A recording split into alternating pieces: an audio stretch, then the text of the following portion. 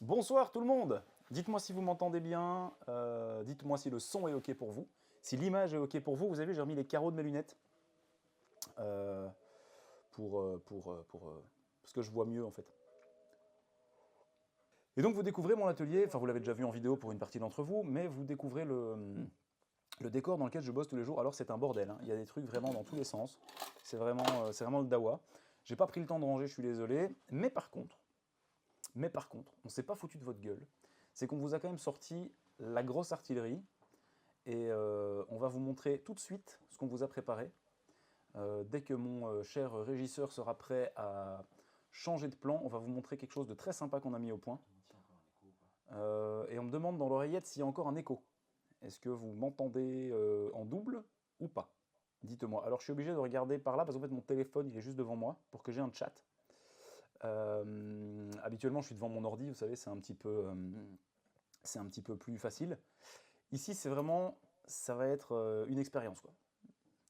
Je sais pas si tu sais switch sur les 3 plans de caméra, comme ça on montre un petit peu ce qu'on a préparé pour les gens. Bon, ouais, comme je vous l'ai dit, ça va être un petit peu expérimental ce soir. Donc si vous m'entendez 3 fois, bah, écoutez, dites-vous que c'est 3 fois plus de fun. Il faut voir les choses de manière pragmatique. Donc voilà, on vous a préparé, alors je suis désolé, ça a peut-être vous donner un petit peu envie de vomir au début, mais du coup, je vais être là, je vais bosser avec vous. Vous allez me voir bosser depuis le dessus sur la caméra qui est en l'air, et vous allez voir aussi également les pièces en gros plan et en plan super sexy avec le boulot. Ce que je vous ai prévu ce soir, on va faire un petit peu de tout. Concrètement, on va passer sur de la remise en forme de bague complètement défoncée. On va passer sur du sertissage. On va passer sur de la soudure. On va passer sur du polissage beaucoup. Enfin voilà, on va attaquer dans pas trop longtemps. Et je vous propose d'attaquer en douceur avec un truc dont je sais que vous êtes friands parce que vous êtes des petits curieux. Je sais que vous êtes des petits curieux. Et vous avez bien raison, la curiosité c'est le plus beau de tous les défauts. Du coup, je disais, je suis parti en voyage. Du coup, j'ai été beaucoup moins actif sur le Discord et sur les réseaux. Ceci dit, on vous a quand même sorti une petite vidéo il y a quelques jours. Et on en a une autre qui tourne demain et qui ressort du coup dans 2 semaines. Il y aura aussi un podcast normalement qui va sortir, qui lui est enregistré, qui est dans la boîte. Mais donc du coup j'ai été en voyage et j'ai été forcément, quand je suis en voyage, je vais chiner. J'adore chiner, avec un N je précise. Et du coup je vous ai ramené plein de petits trésors. Et j'ai mis la main sur un truc que je voulais faire en live avec vous. Je viens de me rendre compte que j'ai oublié de préparer ma pierre de touche. Non c'est bon, elle est là. J'ai mis la main sur une boîte qui, je sais, contient des trucs bons. Mais on va vérifier ça ensemble. Je vais vous raconter la petite histoire. Et pendant ce temps-là, je vais préparer la boîte. Alors c'est une très jolie boîte de calligraphie asiatique, hop, qui se trouve ici. C'est une boîte que j'ai achetée sur une brocante en Bretagne. Voilà, donc j'ai eu l'occasion d'aller visiter les Alpes, j'ai eu l'occasion d'aller faire un peu le débile en Italie, et pour terminer mes vacances, je me suis retrouvé en Bretagne. Voilà, j'ai été dire bonjour à ma maman qui avait un truc là-bas, et mon frère était là aussi. Et du coup, j'ai pu aller chiner le dimanche. Et, en allant chiner, j'ai trouvé cette petite boîte. Cette petite boîte, je vais être tout à fait franc avec vous, je l'ai payée 50 euros. Je vous explique comment ça s'est passé. J'étais sur une brocante au Croisic. Donc le Croisic, c'est quoi? C'est un peu en dessous de la Bretagne, c'est la Loire-Atlantique. Il y a une espèce de presqu'île, comme ça, qui fait front à la côte atlantique. Il y avait une brocante là-bas et c'est un lieu que j'aime bien, parce que c'est vraiment en bord de mer, c'est assez joli. Je voulais prendre des photos, puis vous envoyer ça sur les réseaux, puis j'ai oublié, parce qu'en fait, je me rends compte d'un truc, c'est que je suis vraiment très nul pour les réseaux. C'est d'ailleurs pour ça qu'on a Essen Sarfreud qui les gère à ma place. Mais je suis vraiment trop nul pour vous faire des photos d'Instagrammeurs. Je suis vraiment trop nul pour faire des selfies de moi devant l'océan, des trucs de bateau, enfin voilà. J'aime pas ça, j'aime bien avoir un petit côté vie privée. Mais du coup, j'ai quand même été chiné. Et un dimanche matin, je me suis retrouvé dans une petite ruelle du Croisic, qui est une ville un petit peu écrasée comme ça sur des rues très longues, parce qu'on longe la côte forcément. Et je suis tombé sur une jeune fille qui vendait sur un stand avec une dame que je pensais être sa maman. Et en fait, qui ne l'était pas. C'était le stand d'à côté, je les entendais parler. Apparemment, elles avaient plus l'air de connaissances qu'autre chose. C'est une jeune fille qui devait avoir une vingtaine d'années. Et je tombe sur cette boîte, que j'ouvre du coup. et je vois directement ce qu'il y a dedans. Il y a un truc dedans qui me tape instantanément dans l'œil, mais genre direct. Et du coup, je dis, ah bonjour, combien vous vendez les bijoux? Est-ce que c'est à la pièce? Est-ce que c'est le lot complet et tout? Il me dit, ah, je sais pas trop, machin, j'attends ma maman qui est partie garer la voiture. Donc du coup, je comprends que la dame à côté n'est pas sa maman. Et je suis là avec la boîte dans les mains dans laquelle je sais qu'il y a des trucs bons. Et là, c'est chiant parce qu'il y a des gens autour de moi. Je suis le premier à avoir la boîte en main. Je sais que je peux pas trop fouiner parce que sinon ça va attirer les longs nez, comme je les appelle. Les gens qui ont des longs nez comme ça et qui viennent fureter dans ce que tu fais. Et ça n'a pas traîné évidemment. Il y a des gars qui sont arrivés, qui ont commencé à chipoter. Et j'avais la boîte en main, bien en sécurité. Du coup, j'ai pas trop regardé le reste. Mais j'avais vu à l'œil qu'il n'y avait pas grand chose. Et j'ai attendu pendant genre un quart d'heure, 20 minutes que la maman revienne pour me faire un prix pour la boîte. Et quand elle est revenue, elle me dit oui, machin, alors ça c'est de l'or, hein, monsieur. Je dis ah, ok, d'accord, c'est bon, je suis grillé. Elle sait ce qu'il y a dans la boîte. Je suis baisé. Ah oui, et ça c'est joli, ça c'est joli, ça c'est joli. Alors je lui explique que je fais des bijoux anciens et que j'achète des pièces et des pierres pour restaurer tout ce bordel. Et du coup, elle me dit oh ben je veux 60 € pour la boîte. Et c'est là ma chance, parce que vous savez quelle est ma politique. Quand je suis face à des gens qui me demandent de faire une offre, j'essaye de faire une offre la plus correcte possible. Mais quand les gens me donnent leur prix, je pars du principe que je n'ai plus besoin d'utiliser cette méthode-là. Du coup, je lui ai dit, bon, 50 € ça passe. Et elle m'a dit, oui, oui, ok, ça va, c'est bon. Elle a refermé la boîte, elle me l'a donnée, et je suis parti en courant comme un voleur, en faisant des petits claquements de talons dans les rues. Non, je déconne. Je suis parti tout à fait discrètement, j'ai mis la boîte dans mon sac à dos, et depuis, je l'ai vaguement ouverte. Mais je ne suis pas certain de ce qu'il y a dedans. Donc on va voir ça ensemble pour ouvrir le live. Du coup, je ne vous emmerde pas plus. On va ouvrir cette petite boîte. Et alors là, quand vous voyez le bordel, vous vous dites « Oh là là, ce mec est fou, il a acheté absolument n'importe quoi. » N'importe quoi, ça commence par une pomme de pin, voilà, qui n'a strictement rien à foutre là. Qu'on peut du coup, je pense, évacuer directement. Je ne sais pas si le plan du dessus donne bien. Ouais, ça a l'air de bien donner comme ça. Du coup, la pomme de pin, ça dégage. Alors, il y a des trucs qui sont vraiment péraves. Hein. Je ne sais pas si vous voyez bien ici. Je ne sais pas si on sait mettre l'autre caméra juste pour voir le taux de dégueulassitude qu'il y a sur ces boucles d'oreilles. Mais le truc est juste immonde, quoi. C'est vraiment... je ne sais pas si on le voit bien, si je suis bien cadré. Je ne suis pas très bien cadré, je pense. Le truc est vraiment, vraiment dégueu, quoi. J'ai rechangé le plan, je ne sais pas si... Enfin voilà, dites-moi si vous voyez bien hein, à la caméra. Donc voilà, il y a des boucles d'oreilles immondes, ça je sais que ça n'a absolument pas la moindre valeur. Et pour ne pas vous faire perdre plus de temps, ce qui m'a tapé dans l'œil dans la boîte, il y avait deux trucs. Le premier, c'était ce petit médaillon. Alors ce petit médaillon, on va passer sur l'autre plan pour que vous voyez bien ce qui m'a fait tiquer. Ce petit médaillon, il a une particularité, c'est qu'il a un petit poinçon ici, qui est un poinçon 750. Alors 750 pour les habitués du boulot, vous savez que ça signifie 18 carats. Voilà. Donc j'ai vu ça, et c'est ce qui m'a fait le plus tiquer. C'est là où je me suis dit, cette boîte, elle est bonne. En plus, tout est dans son jus dégueulasse. Et c'est d'ailleurs ce médaillon que la madame a pris en me disant, ah ça c'est de l'or, hein, monsieur, c'est mon signe astrologique. Ok, ok. Et la deuxième chose qui m'a fait tiquer, c'est ceci. C'est cette bague. Voilà. Qui possède des petits poinçons à l'intérieur, mais que je n'arrive absolument pas à déchiffrer. Donc, on va les passer aux acides. En tout cas, ces bagues-là, cette bague et ce médaillon, je les mets de côté. Parce que là, je sais qu'il va y avoir du bon. Dans le reste, qu'est-ce qu'on a? Alors, on a une espèce de bracelet en... je crois que c'est censé imiter de l'ivoire, mais pour moi, c'est du plastique. Je sais pas, est-ce que c'est du plastique? Ah, c'est peut-être pas du plastique, tiens.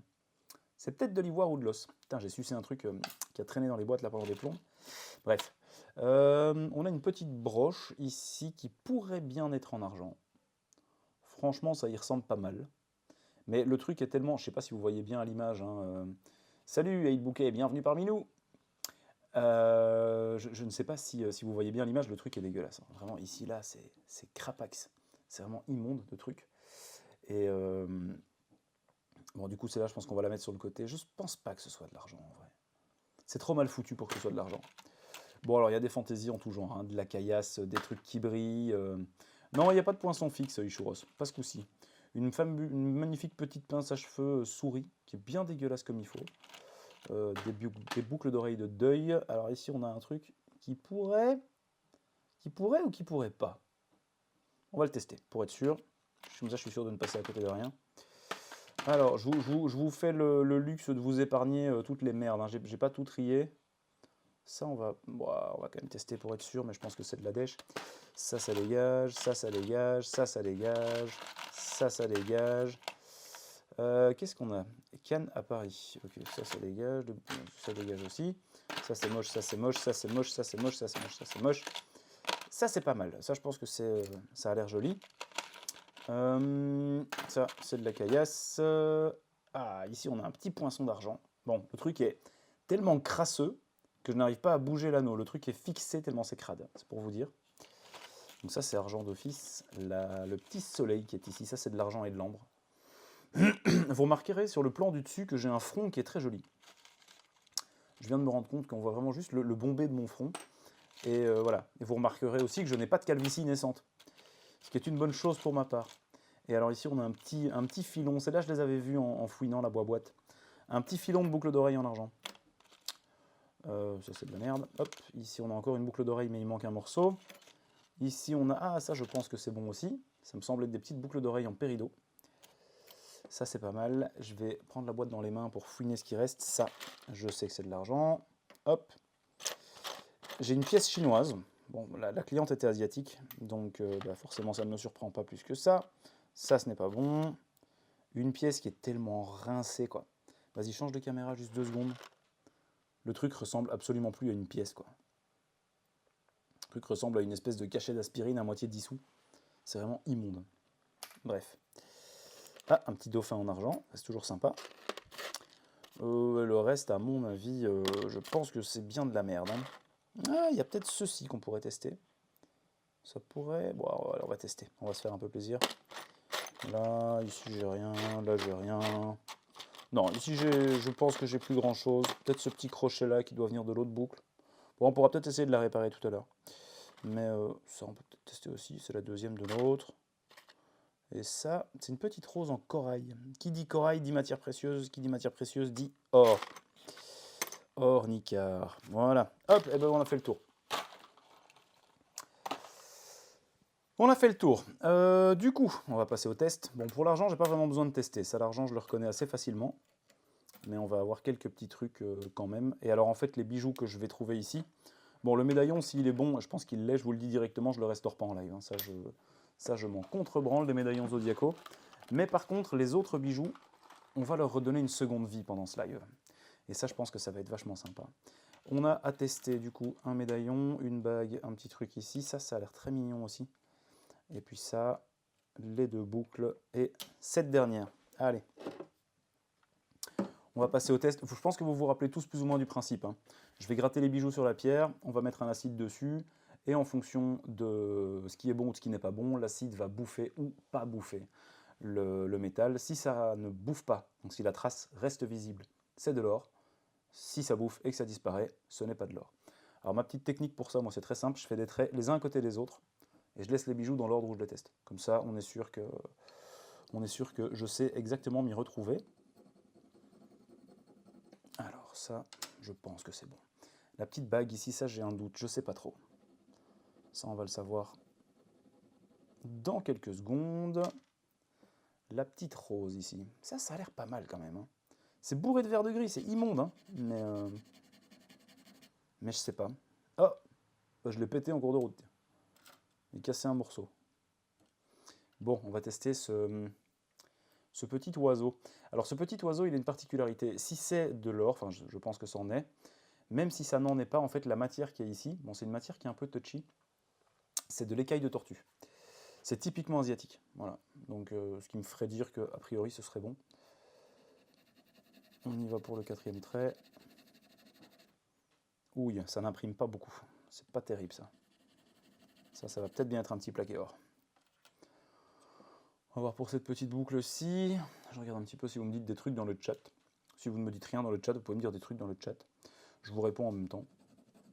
Je fais partie de ces rares hommes sur Terre qui savent faire 2 choses en même temps. C'est-à-dire, par exemple, travailler et répondre à des gens sur un chat. Alors, salut Cracotte, bienvenue sur le live. On est occupé de tester des bijoux, figure-toi.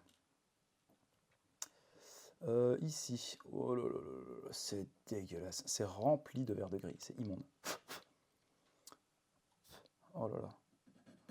D'ailleurs, en parlant de verre de gris, j'en parle dans la prochaine vidéo. Le script est écrit, on la tourne demain. Et vous allez voir, c'est une vidéo assez marrante. Je pense qu'elle va plaire à pas mal d'entre vous. Et vous inquiétez pas, cette fois-ci j'aurai les carreaux sur mes lunettes, il n'y a pas de problème. J'ai compris la leçon, on a compris que le public avait compris. Tu as oublié de dire pierre de touche, un truc que j'ai appris ici. Ouais, la pierre de touche, ouais. Je ne sais pas si on sait bien voir les traces sur l'autre caméra, comme j'ai pas un retour en temps réel. Faut que tu me dises, elles sont ici. Faut que tu me dises si on les voit. Sur celle du dessus, oui, mais pas sur celle de côté. Sur celle qui est là? Ouais, sur celle du dessus, ouais. Ouais, c'est vrai que sur celle de côté, on les voit pas bien. Bon, bah du coup, je vais y aller sur celle du dessus, c'est pas très grave. Donc on va appliquer de l'acide. Salut Yann, jolie ta pierre, elle est grosse, moi la mienne est toute petite. Ça ferait un parfait titre, vraiment, c'est parfait. Alors, Ail Bouquet, ne t'inquiète pas, en fait c'est parce que je n'ai pas encore suffisamment de temps de stream sur Twitch, mais ça ne saurait tarder. Apparemment les subs, je pense que c'est pour ce soir. Je pense que je peux activer l'option à partir de ce soir. Voilà. On a regardé justement les stats tout à l'heure. Et on a remarqué qu'en fait c'était aujourd'hui le 7e jour de stream, et on doit avoir 7 jours de stream consécutifs, enfin pas consécutifs, mais 7 jours de stream au total pour simplement pouvoir activer la monétisation, les subs, etc. Mais donc pas d'inquiétude, ça va venir, et je vous prépare aussi, j'en avais déjà parlé dans les autres lives, mais je vous prépare aussi les... Ah, on a perdu une caméra, non? Ah non, elle est toujours là. Je vous prépare les récompenses de chaîne aussi. C'est-à-dire au plus vous allez visionner du temps des lives, au plus vous allez pouvoir vous acheter des petits cadeaux. Et les petits cadeaux en question vont être des pierres précieuses pour une partie. Je crois que la caméra en haut, elle a bugué, elle a fait un truc bizarre sur la colorimétrie. Ouais, elle a rendu le truc tout... Je peux pas quitter OBS. Non, c'est pas très grave. Je suis désolé, la couleur de la caméra du dessus va être un petit peu pétée pour le live, mais tant pis, c'est pas très grave. Alors, question con, est-ce que cet acide brûle la peau? Alors, brûle la peau, oui, mais tu ne sais pas passer au travers de ton doigt. Disons que tu vas garder des espèces de traces orangées ou rouges sur la peau, et en fait ta peau va simplement crever et puis se barrer, mais ça brûle la première, voire la seconde couche, mais pas beaucoup plus. Et donc si on regarde les résultats du test, en fait on voit qu'effectivement les deux trucs que j'avais snipés étaient bons. Donc le pendentif est bon, la bague est bonne. Par contre, le reste des bijoux n'est pas bon. Voilà. Vous voyez clairement que les traces ont disparu ici. Hein. Bon, il reste 2-3 traces résidus, mais ça, c'est des trucs que j'ai testés d'avant. Donc même malheureusement, notre petit pendentif en écaille de tortue, il n'est pas bon. Ça me fait un peu chier parce que je l'aimais bien. J'aurais bien aimé qu'il soit en or, mais bon, bref. Tant pis. Alors le corail, ça va aller avec les pierres à trier pour ma collègue quand elle revient. Ah, et ben voilà, je fous des bijoux partout, c'est normal, c'est la base du truc. Voilà, allez, hop, ça dégage, c'est terminé. Nous avons fini le test de l'or des bijoux. Je vais ranger cette pierre histoire de ne pas me foutre le coude dans l'acide en plein milieu du live. Parce que par rapport au test à l'acide, il y a un truc qu'il faut savoir. C'est que généralement, tu mets ta main dans l'acide ou ton bras dans l'acide. Moi, j'ai une fâcheuse tendance à foutre le dessous de ma main ou alors le dessous de mon poignet dans l'acide quand je teste. Tu ne le sens pas tout de suite. Tu as une espèce de picotement comme ça qui se fait. Et puis tu te dis merde, ça gratte un peu, ça pique. Et puis au bout d'un moment, juste t'as plus de, voilà, t'as plus ta première couche de peau, elle a disparu. Et du coup, tu laisses pas agir parce que sinon ça continue de percer. Tu sais pas avoir vraiment un trou, mais c'est chiant. Que fais-tu des bijoux inutiles, invendables et moches? Alors, les bijoux inutiles, tous les bijoux sont inutiles. Il n'y a pas de bijoux utiles, fondamentalement, à part l'alliance éventuellement qui symbolise que tu es marié, ou la bague de fiançailles qui symbolise que tu es fiancé, voire éventuellement une gourmette de baptême où il y a le prénom du bébé, des fois que tu l'oublierais, tu vois. Il n'y a pas de bijoux utiles, déjà, ça c'est la base. Je fais le métier le plus inutile du monde. Donc comme je fais le métier le plus inutile du monde, c'est aussi le plus essentiel. C'est un peu comment dire, la trahison de notre société. C'est comme ça. Les bijoux qui sont invendables, eh ben, généralement je les casse et je récupère le métal. Donc, par exemple, typiquement, le petit médaillon ici en lion là, qui sert à rien, ça je ne vais pas le vendre. Donc ça va partir au laboratoire. Et la bague ici, eh ben, je sais pas trop. Elle a un petit côté sympa, puis pour le prix que je l'aurais payé, je me dis que franchement, je peux essayer de la sauver. Voilà. C'est pas comme si elle allait me coûter très cher. Est-ce que tu crois que tu sais te bouger juste 2 secondes, Jeannot? juste pour attraper la balance qui est là-bas derrière que j'ai oublié de prendre. Elle est sur le coin du bureau, je ne sais pas si tu la vois. Ah, ou celle-là, ça marche aussi, ouais. Nickel, merci beaucoup. Bon, on va donc passer directement à l'autopsie. Bon, l'argent, c'est les pièces que je vais revendre à l'argent. On va les restaurer d'ailleurs ensemble. Mais on va faire une petite pesée du poids d'or. Donc là, on est sur du 18 carats. Et je vais en fait être tout à fait franc avec vous et transparent avec vous. Vous allez savoir exactement ce que j'ai gagné. Ça ne m'arrive pas tout le temps de trouver de l'or comme ça, hein, sachez-le. Et puis de toute façon, ici, ce que j'ai gagné, entre guillemets... salut Slibar on the Head. L'argent que j'ai gagné ici, il va aller dans ma société. Donc finalement, ça va juste payer mes charges et tout le bordel. Donc c'est pas un truc que je me mets en poche directement, quoi. Mais voilà. Concrètement, on a à peu près 10 grammes d'or. 10 grammes d'or à la revente. Aujourd'hui, on est plus ou moins à 400 €. Voilà. Ça, vous avez une idée claire. Donc je me disais que pour 50 balles d'investi, franchement, c'est pas un mauvais calcul. Voilà. Et ça, c'est une des, comment dire, je vais pas dire des chances que j'ai, mais c'est une des pratiques que j'ai en ma possession, une des cordes que j'ai à mon arc. C'était le terme que je cherchais exactement. C'est qu'en prenant un objet en main, un bijou en main, je sais quasiment en dire le poids au dixième de gramme près. Sensor qui bosse avec moi depuis presque 3 ans maintenant, peut en témoigner. C'est quand on a un peu l'habitude, on sait plus ou moins sous-peser le truc. Donc ici, j'avais senti au médaillon que ça pouvait aller. Pareil que moi avec la cocaïne. Bah oui, mais tu vois, la cocaïne, moi tu me mets un paxon de 10 grammes de cocaïne, ça vaut plus que les 10 grammes d'or d'ailleurs. Tu me le mets dans la main, je vais savoir te dire que ça fait 10 grammes, tu vois. Donc on développe tous des talents comme ça en fonction de ce qu'on fait. Voilà, c'est nos petits talents cachés. Il faut utiliser ça. Mais si tu sais sous-peser de la coke comme ça, franchement, il faut que tu ailles chasser les bijoux, tu vois. Parce que tu ferais un putain de carnage, quoi. Alors ce soir, pas de bière. Ce soir, je suis au café. Pas de bière parce que la journée était longue et que si je bois une bière maintenant, je vais être fracassé pour le live et c'est pas forcément un bon plan. Alors, concrètement, ce que j'ai à vous proposer pour le live ici, on peut restaurer les bijoux argent que j'ai sortis de la petite boîte. Alors, il n'y a rien de très très sorcier. Ça, par contre, c'est de la merde, ça n'a rien à foutre là. Hop, voilà, ça dégage. Les boucles d'oreilles ici, on peut les repolir tout simplement. Rien de très fou, hein, c'est du polissage. Le petit dauphin, on peut le repolir aussi en faisant juste gaffe de ne pas abîmer l'ambre, qu'il l'est déjà un petit peu apparemment.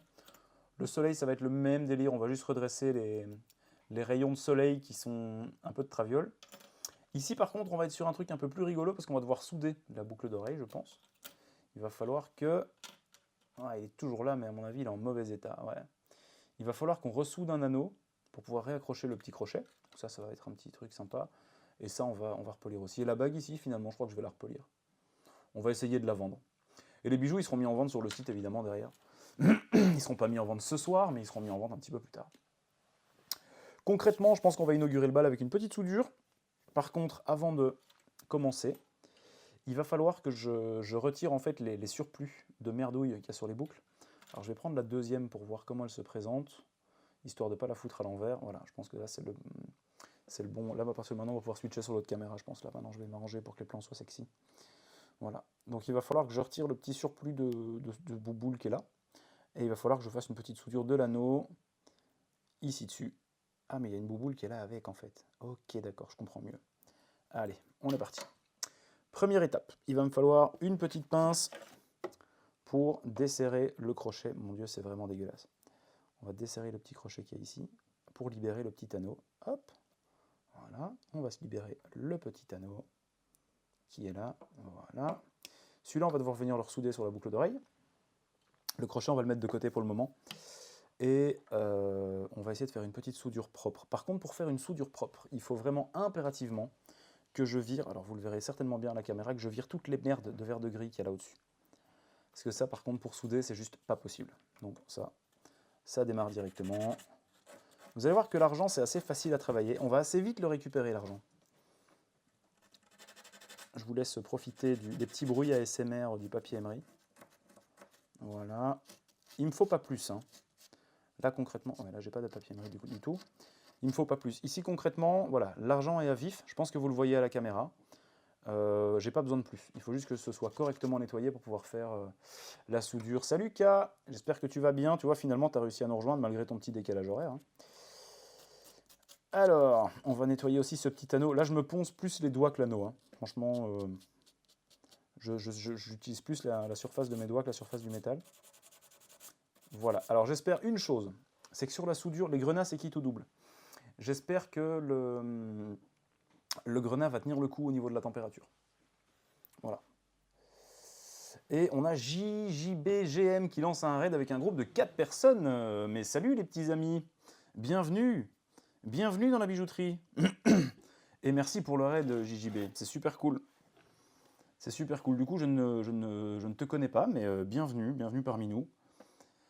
Ici, pour ceux qui arrivent, on fait de la bijouterie, on fait du crafting plus précisément. Je répare des bijoux que j'ai récupérés sur des brocantes. Et on va essayer de leur redonner vie. Et une fois qu'on leur aura redonné vie, on va essayer de les vendre. Bon, ça ce sera pour plus tard, évidemment. Alors, concrètement, on va remettre le petit anneau au bon endroit. Par contre, la boucle, je vais devoir légèrement, très légèrement la tordre pour qu'elle se mette bien dans l'axe, pour que je puisse faire une soudure propre. Et du coup, hop, on va se mettre là, ici. Alors j'espère que vous voyez bien. Je ne sais pas si l'autre caméra fonctionne bien ou pas. Sinon je peux me décaler un petit peu, ou on la décale elle un petit peu. Mais je pense que ça va là, c'est pas mal. Hein, voilà, là j'ai fait un petit ajustage de l'anneau qui est nickel. Et on va du coup souder ce bordel. On va souder ce bordel avec la bonne soudure. Alors ça c'est une excellente soudure. C'est une soudure en seringue qui me sert à simplement faire des soudures ultra précises. Ensuite, on va prendre le petit chalumeau et on va se faire ça au calme. Je vais mettre de la soudure, je vais essayer de la mettre directement sur la boucle. Comme ça. Et je mets un petit... c'est un peu comme du dentifrice. Je mets un petit spray de dentifrice. Et puis, normalement, la soudure va se... Hop. La soudure devrait prendre assez facilement, je pense. Normalement, l'argent n'est pas trop capricieux. Quoique parfois un petit peu. Donc là, je vais ajuster très légèrement. Voilà. Il existe un truc pour protéger les zones lors de la soudure. Ouais, je sais, mais concrètement, protéger la pierre là, avec la propagation thermique de l'argent, ça va juste pas marcher en fait. J'utilise souvent ce truc. Je vais remettre une petite pointe de soudure pour être certain de mon coup. Mais dites-nous si vous voyez bien à la caméra, hein, si c'est suffisamment clair pour vous. Au pire, on ajuste ou on déplace un petit peu, c'est possible. Mais n'hésitez pas à nous le dire. Hein. C'est un premier live pour nous, en crafting tout du moins. Donc, c'est important que vous voyez bien le bordel. J'essaie de zoomer un peu peut-être. Zoomer, peut-être pas, mais je sais pas, j'ai l'impression que le plan est un peu de traviole. Non, en vrai, ça va. Bah, tu peux zoomer si tu le sens, ouais, vas-y. Tu checks si ça passe. Hein. Moi, j'utilise de la terre de poterie. Ouais, tu peux utiliser de la terre de poterie. Hein. Franchement, c'est pas du tout un problème. Bon, allez, on va passer sur mon meilleur ami, le chalumeau brésilien. Est-ce que je coupe la grande lumière? On va essayer. Vous me dites si l'image est vraiment trop dégueulasse, parce que pour souder, techniquement, je dois être dans le sombre, je dois être dans l'obscur. Donc voilà, vous me dites si c'est supportable pour vous ou pas, ça va faire un petit peu de bruit. Profitez-en aussi pour me dire si le bruit est supportable ou pas. Parce que ça va faire un petit bruit de réacteur d'avion. Monsieur, ça c'est une petite flamme, normalement ça doit aller. Allez, j'espère que la soudure va marcher, ce serait bien qu'on ait un petit coup de bol pour la première pièce de la soirée. Le principe avec la soudure, c'est que je balaye tout le bordel autour pour chauffer globalement ma pièce. Et une fois que ma pièce est globalement chauffée, je vais localiser la chauffe. Là, c'est le moment où je vais localiser ma chauffe, de manière à pouvoir faire couler ma soudure correctement, exactement là où je le désire. Maintenant, est-ce qu'elle va prendre, comme le bijou est vraiment dégueulasse? Je ne sais pas. Ça m'a l'air pas trop mal parti. On va voir. Ça passe, on t'entend bien par-dessus la soudure. Allez, tant mieux. Ça me remplit de joie, Ijo, tu n'imagines même pas. On va savoir directement si la soudure a pris ou pas. Ben oui, hein, ça m'a l'air parfait. Voilà, je vais essayer de vous la centrer un petit peu plus. Alors, on pourrait jouer la carte de la sécurité à mort en faisant une petite soudure par en dessous ici. Ici, je pense que comme ça, franchement, je vais attendre que ça refroidisse un petit peu.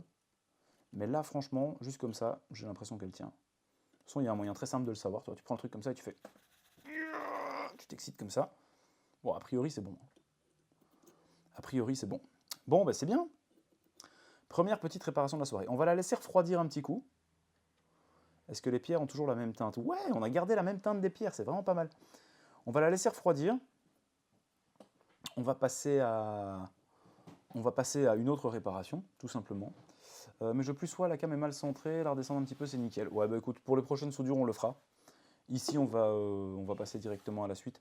Je pense à un truc, c'est que ce petit cœur ici, là, que j'ai récupéré dans la boîte qui est en argent, en fait, il sert à que dalle parce qu'il est tout seul. Donc c'est une boucle d'oreille voilà, qui sert à rien. Donc on va la foutre à la casse. Je vais la mettre dans mon bac à limaille. Voilà, ça le problème est réglé. C'est plus facile la soudure en seringue par rapport au pavillon. Quand tu dis pavillon, tu veux dire paillon, j'imagine que c'est un correcteur automatique qui te l'a fait. Oui, moi je préfère. Très très clairement la soudure en seringue, moi ça me change la vie à un truc que tu n'imagines même pas. C'est d'une précision. En fait, je sais pas si tu sais remettre juste la caméra, celle-là, 2 petites secondes, que je vois un petit peu le retour au truc. Mais la soudure en seringue, donc vous voyez la taille de mon doigt par rapport à l'aiguille de la seringue. Voilà. Ça donne déjà une idée. Et alors je vais mettre un tout petit peu de soudure sur mon doigt, vous allez voir la précision du bordel. Voilà. Donc là, si je me décidais à me souder le doigt, la soudure, en fait, elle ferait une couture, vraiment. Donc ça me fait vraiment une précision, j'ai envie de dire chirurgicale. Une précision chirurgicale du bijou. Voilà. On n'est pas très loin de la médecine, quoi. Tu vois. Je me console comme je peux d'avoir foiré mes études. Mais donc, moi, je préfère. Personnellement, je préfère. C'est un investissement, par contre. Parce que je pense que juste le support pour la soudure, c'est une histoire de 45 balles. Et la seringue, je crois que c'est aussi une histoire de 45 balles.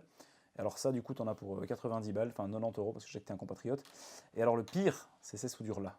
Ça, c'est une soudure or blanc 18 carats. J'en ai une or jaune 18 carats aussi. Ça, le tube, donc juste le petit tube qui est là, eh ben, c'est le prix de l'or de ce que j'ai trouvé dans la boîte tout à l'heure. C'est 400 balles le tube. Voilà, après, moi, je travaille beaucoup à l'établi, donc forcément, j'ai tendance à faire beaucoup de soudure. Je fais aussi beaucoup de réparations clients, et pour être tout à fait franc avec vous, une soudure au client, je la facture entre 12 et 18 €, je pense. Donc, et avec une seringue comme ça, je peux peut-être en faire 300 ou 400 des soudures, voire peut-être même plus. Donc pour moi, le calcul, il est très vite fait. Comme dirait l'autre, la question, elle est vite répondue, quoi.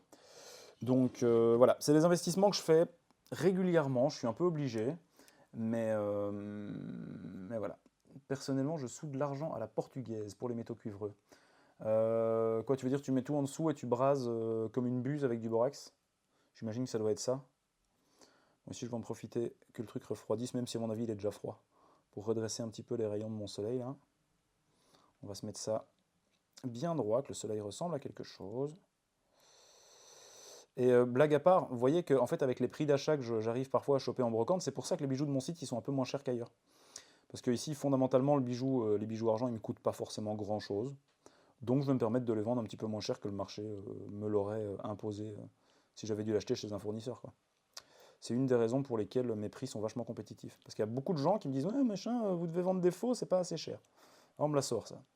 Alors, vendre des faux, c'est pas assez cher, bah déjà, t'estimes que c'est pas assez cher, rien ne t'empêche de me donner plus de pognon, hein. Mais je les vends moins cher parce que je les trouve moins chers, tout simplement. Voilà. Et ouais, Cracotte, on est d'accord, hein, le prix il picote un petit peu, quoi. Ça, c'est clair que le prix picote. Mais à côté de ça, le process est quand même vachement avantageux parce que c'est un gain de temps phénoménal.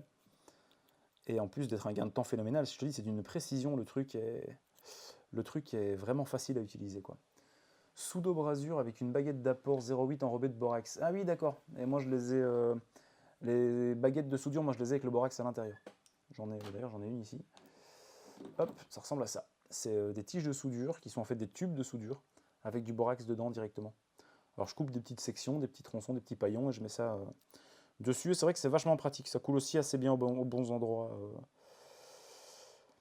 quand il faut. Je viens de remarquer que le petit soleil ici, la bélière, elle est ouverte derrière. On va remettre un petit coup de pince. Je vous le montre ici rapidement, mais la bélière, elle est ouverte là. C'est des bélières d'enfilage rapide. Donc du coup, on va la resserrer un petit coup. Hop, voilà.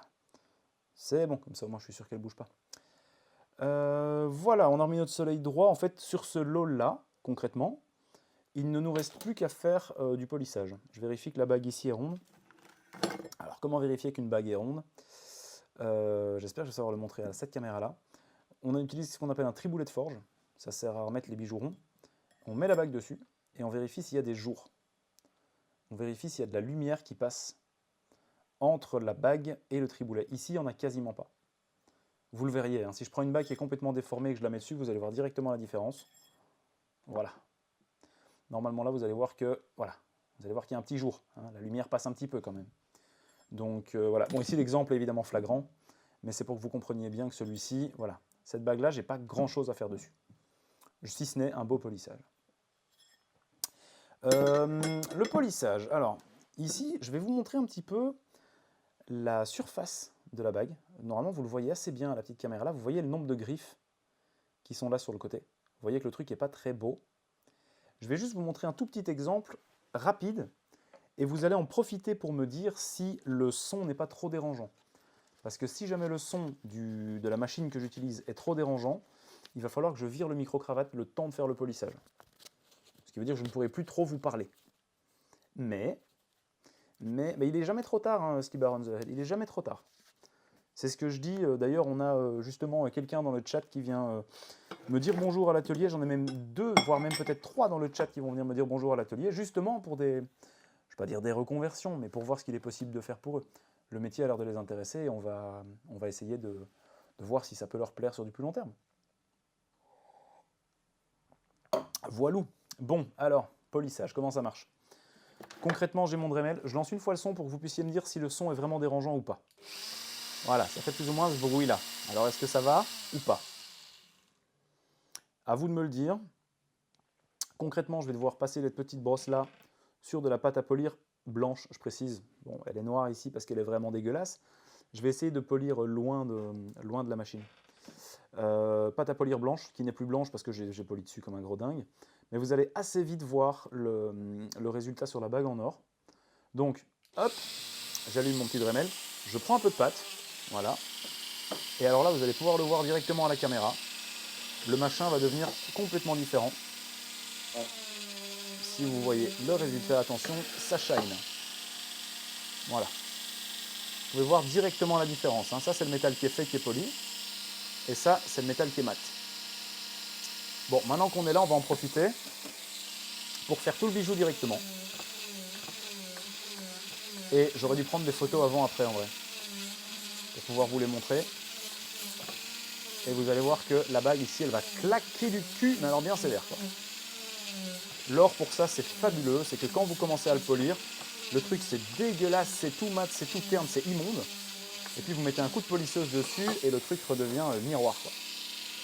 Donc ici, ce que je fais, c'est les techniques de base. Hein. Le polissage, c'est pas quelque chose de très très difficile à maîtriser. C'est juste que ça chauffe un petit peu. Alors j'utilise principalement de la pâte blanche. Je ne sais plus comment elle s'appelle, mais c'est de la pâte blanche. Après, pour certains bijoux en or très griffés, je vais utiliser de la pâte rouge. Ouais, je crois que c'est de la Luxor. Ouais. C'est peut-être bien de la Luxor. Waouh, cette bague, elle va shine, mais... Allez, écoute, je suis désolé, Ishuros. Je t'invite à la rigueur à couper le volume le temps que je termine mon petit polissage. J'essaye de faire ça dans le champ, hein. Vous voyez bien les images. Du coup, je suis désolé si ça bougeote un petit peu. Je vais faire ici, on verra mieux. Et c'est pas évident en fait de bosser en live et de devoir tenir compte des caméras en me disant que vous êtes là. Normalement, je travaille tout seul, moi, ici. Enfin, tout seul, non. On est une joyeuse bande de camarades, mais on va dire normalement, j'ai pas autant de gens avec moi à l'atelier, quoi. Là, on va dire que vous êtes beaucoup. On est combien sur le chat, là, d'ailleurs? 20 personnes, ah bah, c'est bien. C'est un beau petit score. Bon, ben voilà. Je vous laisse admirer le résultat. Vous voyez que très clairement, on n'est plus du tout sur le même objet qu'avant, quoi. Vous voyez encore quelques traces de doigts, mais ça, c'est pas catastrophique. Les traces de doigts, on passe un petit coup de chiffon. Hop, voilà. Et là, vous allez vous retrouver avec un truc qui shine de fou. Et on est plus ou moins bon, quoi. Je suis désolé, hein, je vais peut-être être tout noir à la fin du live. Ceux qui me disent ta gueule, vous êtes des bons. Mais la pâte à polir, c'est une saloperie et ça gicle dans tous les sens. Donc je vais peut-être avoir de la pâte à polir plein la tronche. Voilà. À défaut d'avoir autre chose, vaut mieux. Bon, ben c'est la première réparation terminée de ce live.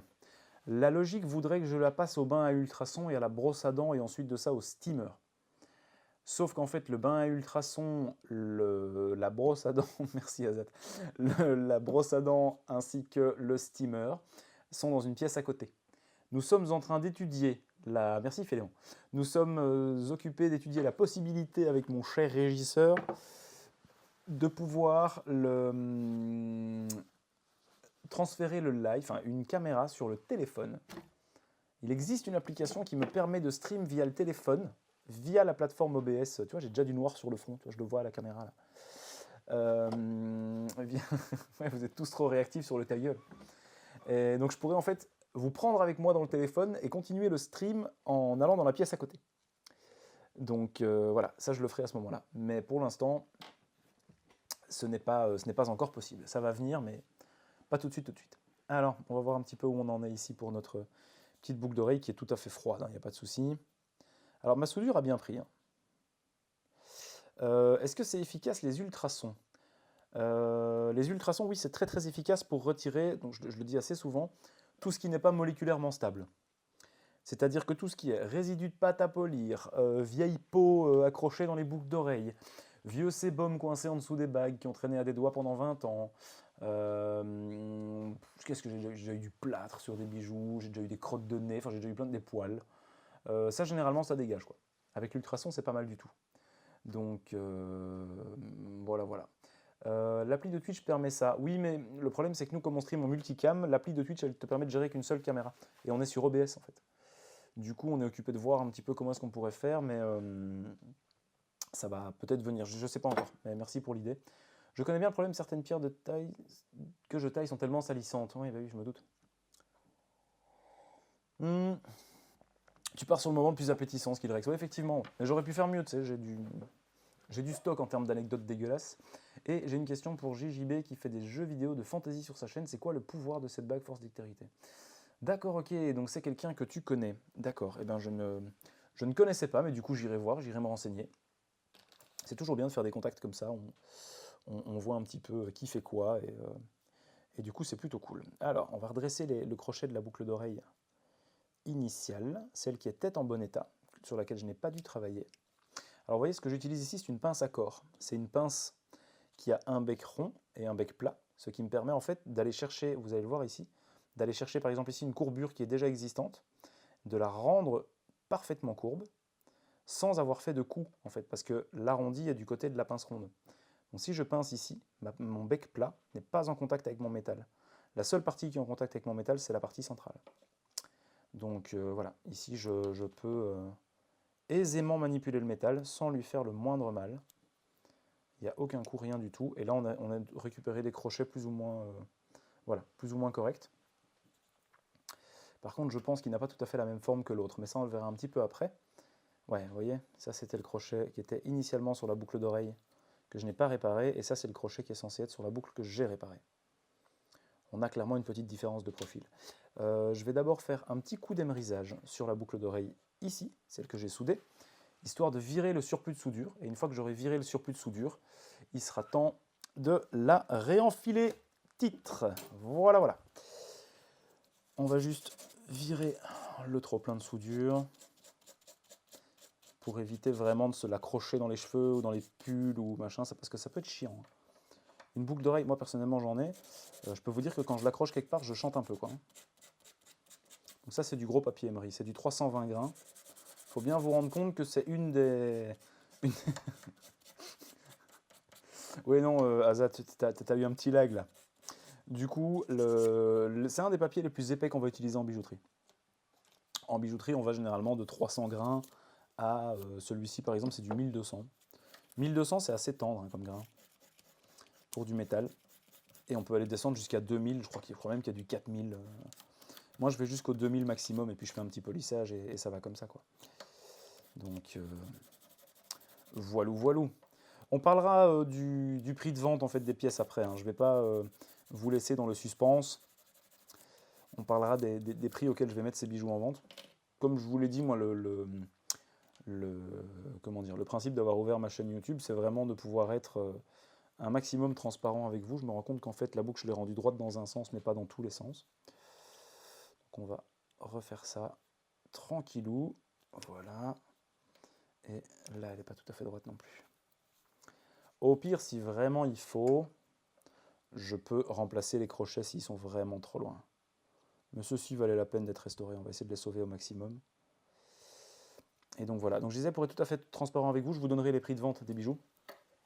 Et du coup, vous pourrez calculer exactement ce que ma société se met dans la poche quand je vends des pièces pareilles. Voilà. C'est pas... en même temps, je suis en société, mes chiffres, ils sont publics. Parce qu'en Belgique, tu es obligé de publier tes chiffres à l'État. Donc voilà, l'État est au courant de ce que je gagne et n'importe qui peut être au courant de ce que je gagne. Il va sur le moniteur belge, hein, sur la Banque nationale des bilans, et tu vois mes chiffres, ils sont publiés. Et ma société, elle est très facile à trouver, elle est marquée sur mon site internet. On va dire que j'ai assez peu de choses à cacher sur ce point de vue-là. Bon, il faut quand même que je cache un tout petit peu pour dire de rester un peu mystérieux. Je ne vais pas non plus donner toutes mes clés de fonctionnement, mais voilà. Allez, on va s'en mettre le petit crochet là. Hop. On va le réenfiler tout simple, hein, vous voyez, c'est vraiment très facile à faire. Je repasse ça dans l'anneau, aussi con que ça. Je vais prendre une pince. Hop. Je fais attention à ce que la boucle soit bien dans le bas de mon crochet. Et hop là. Voilà. Mon crochet est refermé. Voilà. Et on va essayer de donner plus ou moins le même profil au crochet là qu'à l'autre. Ce serait bien. Je vais le mettre juste devant moi pour avoir l'exemple. Ouais, en vrai, c'est ce crochet là qui est merdique. Celui-ci, en fait, a plus ou moins la forme d'un crochet normal. Celui-ci, il est pas mal, comme ça. Donc on va le rendre un peu plus rond. Hop. Et voilà, comme ça c'est bien. Et je vais remettre l'autre tout à fait rond aussi. Je viens de regarder 4,6 millions de chiffre d'affaires. Non, pas 4,6 millions, parce que j'ai pas cette prétention. Mais, ah, je crois qu'on a... Ah non, cette caméra, elle déconne.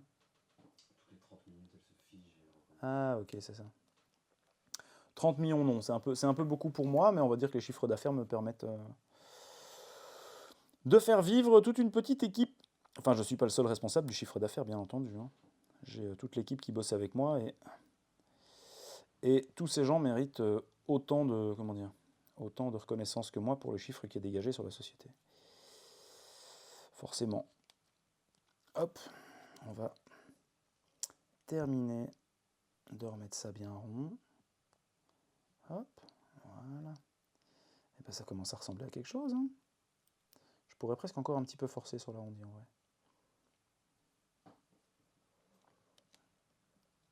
Voilà. Là, on n'est pas trop mal, je pense. On n'est pas trop mal. Je vais quand même faire un comparatif. Ouais, si, on est mal quand même. On est mal quand même. On va y aller encore un peu plus, je pense. Hop. Voilà. Ah, là, on va être bon. Une pince à corps. Corps comme un corps, CORPS, quoi. Parce qu'en fait, ça sert à arrondir normalement les corps de bague. Voilà. Là, on est pas mal sur les crochets. Ça commence à être pas trop dégueu. Voilà. Au niveau du profil, ils se suivent un petit peu. Vous savez ce qu'on va faire? On va tricher. On va mettre les deux corps de bague l'un à côté de l'autre. Et hop. Les deux corps de bague, qu'est-ce que je raconte? Parce que je parle de pince à corps. On met les deux crochets l'un à côté de l'autre. Et hop là, voilà. Comme ça, on a une empreinte parfaite. Voilà, mais ça c'est nickel. Là, on a une belle paire de crochets. Baisser l'intensité de la lumière, bien sûr. Voilà. Comme ça, on est bien. Petit coup de café, là, il faut ça pour me... Ah ben, Azad, je vois que tu me dis d'ailleurs, les membres de ce chat et les abonnés sur YouTube participent au succès de la société, donc on mérite une petite rétribution financière. Alors, bien sûr, c'est pour ça qu'il existe le code YouTube 10, tu vois, qui te permet d'avoir 10% de remise sur les bijoux du site. Donc tu as ta rétribution financière. Franchement, je suis en train de me dire que les gens qui regardent les lives sur Twitch, je devrais faire un code promo supplémentaire pour vous remercier d'être là. Ah non, je perds pas le Nord en même temps, je viens de Belgique. Tu vois, si je venais de Marseille, j'aurais peut-être perdu le Nord. Mais non. Après, en vrai, il y a des trucs qui vont arriver dans les prochaines vidéos, des nouveaux codes, des nouvelles actions promo. Voilà, on essaye de rendre le truc un peu commercial quand même. Mais après, voilà, on n'est pas non plus là pour matraquer les gens pour qu'ils nous achètent à tout prix. Tu vois. J'aime ce que je fais, j'aime bien mon boulot, j'aime bien faire des vidéos. Si les gens m'achètent, c'est bien. S'ils ne m'achètent pas, c'est bien aussi. Fondamentalement, voilà.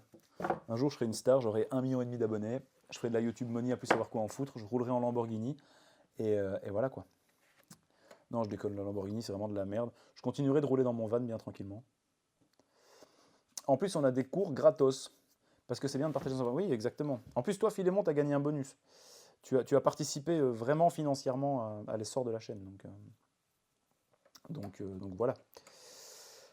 On va passer sur le polissage des bijoux. Donc là, je vais tout faire d'un coup. Hein. Je te souhaite, sauf la Lambo, ça consomme trop. Bon, t'inquiète, ils vont faire des Lamborghini électriques. Ça va venir. Ça va venir. On va passer sur le polissage des bijoux. On va redonner un petit peu vie à tout ce joyeux bordel. Je vais essayer de paniquer les bijoux en ambre. J'ai une fâcheuse tendance à baiser les bijoux en ambre.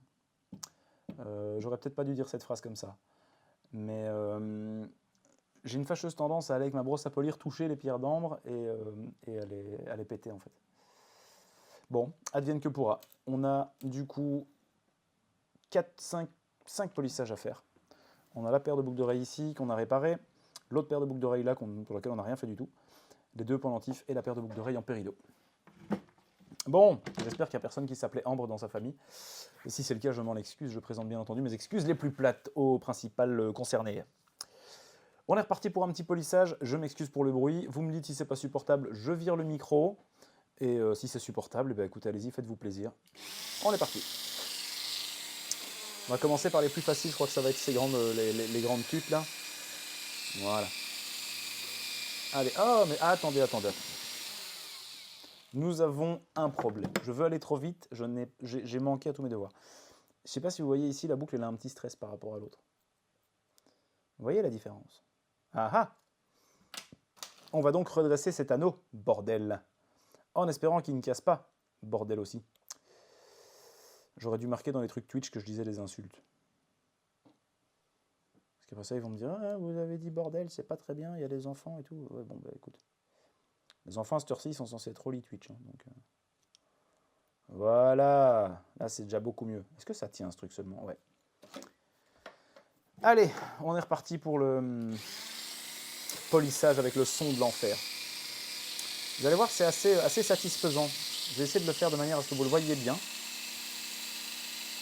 Je vais surtout essayer de pas niquer le crochet, à défaut de niquer de l'ambre.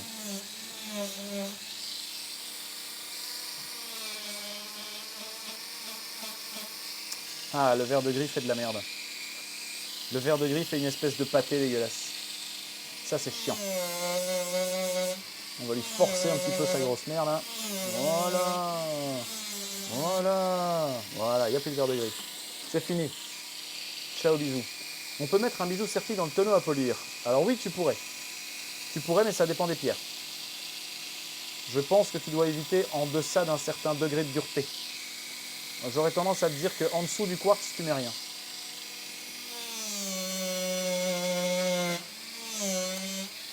Voilà. Ça, c'était la partie chiante.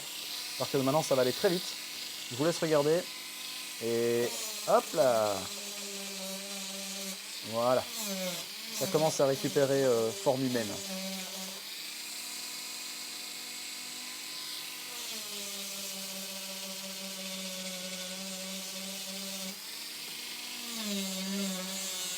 Il y a juste un truc auquel je dois faire vachement gaffe. C'est ce qui est sur le point de se produire là, c'est-à-dire de ne pas attraper le crochet dans la polisseuse. Alors, ta question Ishuros, je vais y répondre juste après. Fais cette boucle d'oreille là et puis je te réponds. Comme ça, je ne pète pas le bijou pendant le polissage. Mais c'est pertinent, mais je vais t'expliquer pourquoi.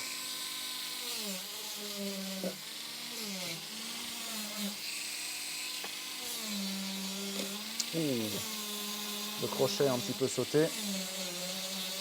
Mais ça va, on est toujours bon.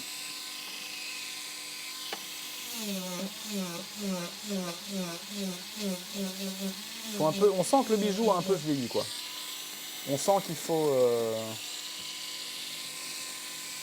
un peu forcer sur le polissage pour récupérer sa jeunesse.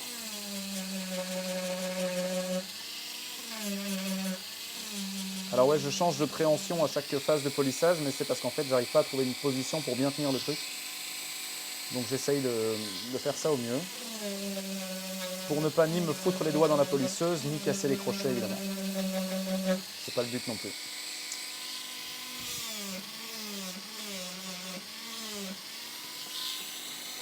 On reprend un petit peu de ça. Vous voyez, quand il y a des angles comme ça c'est un peu le risque.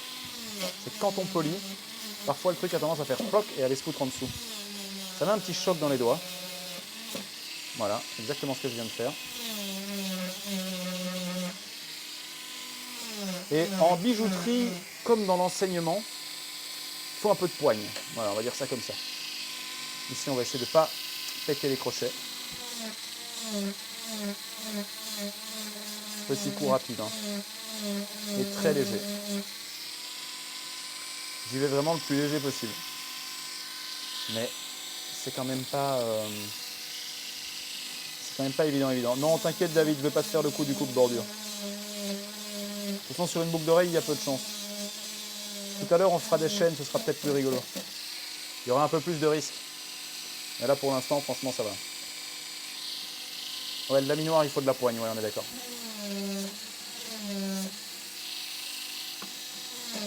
Waouh, ça saute. Hein. Polir les crochets, j'ai horreur de ça. En vrai, les boucles d'oreilles, c'est ce que j'aime le moins. À polir, c'est vraiment de la merde.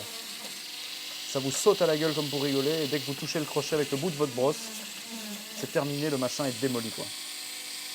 C'est vraiment ce que je déteste le plus. Tu sais jamais comment les mettre, t'as toujours l'impression d'être mal foutu, voilà. J'aime pas polir les boucles d'oreilles. Ouais, tu vois, ça bouge de ouf. Hein.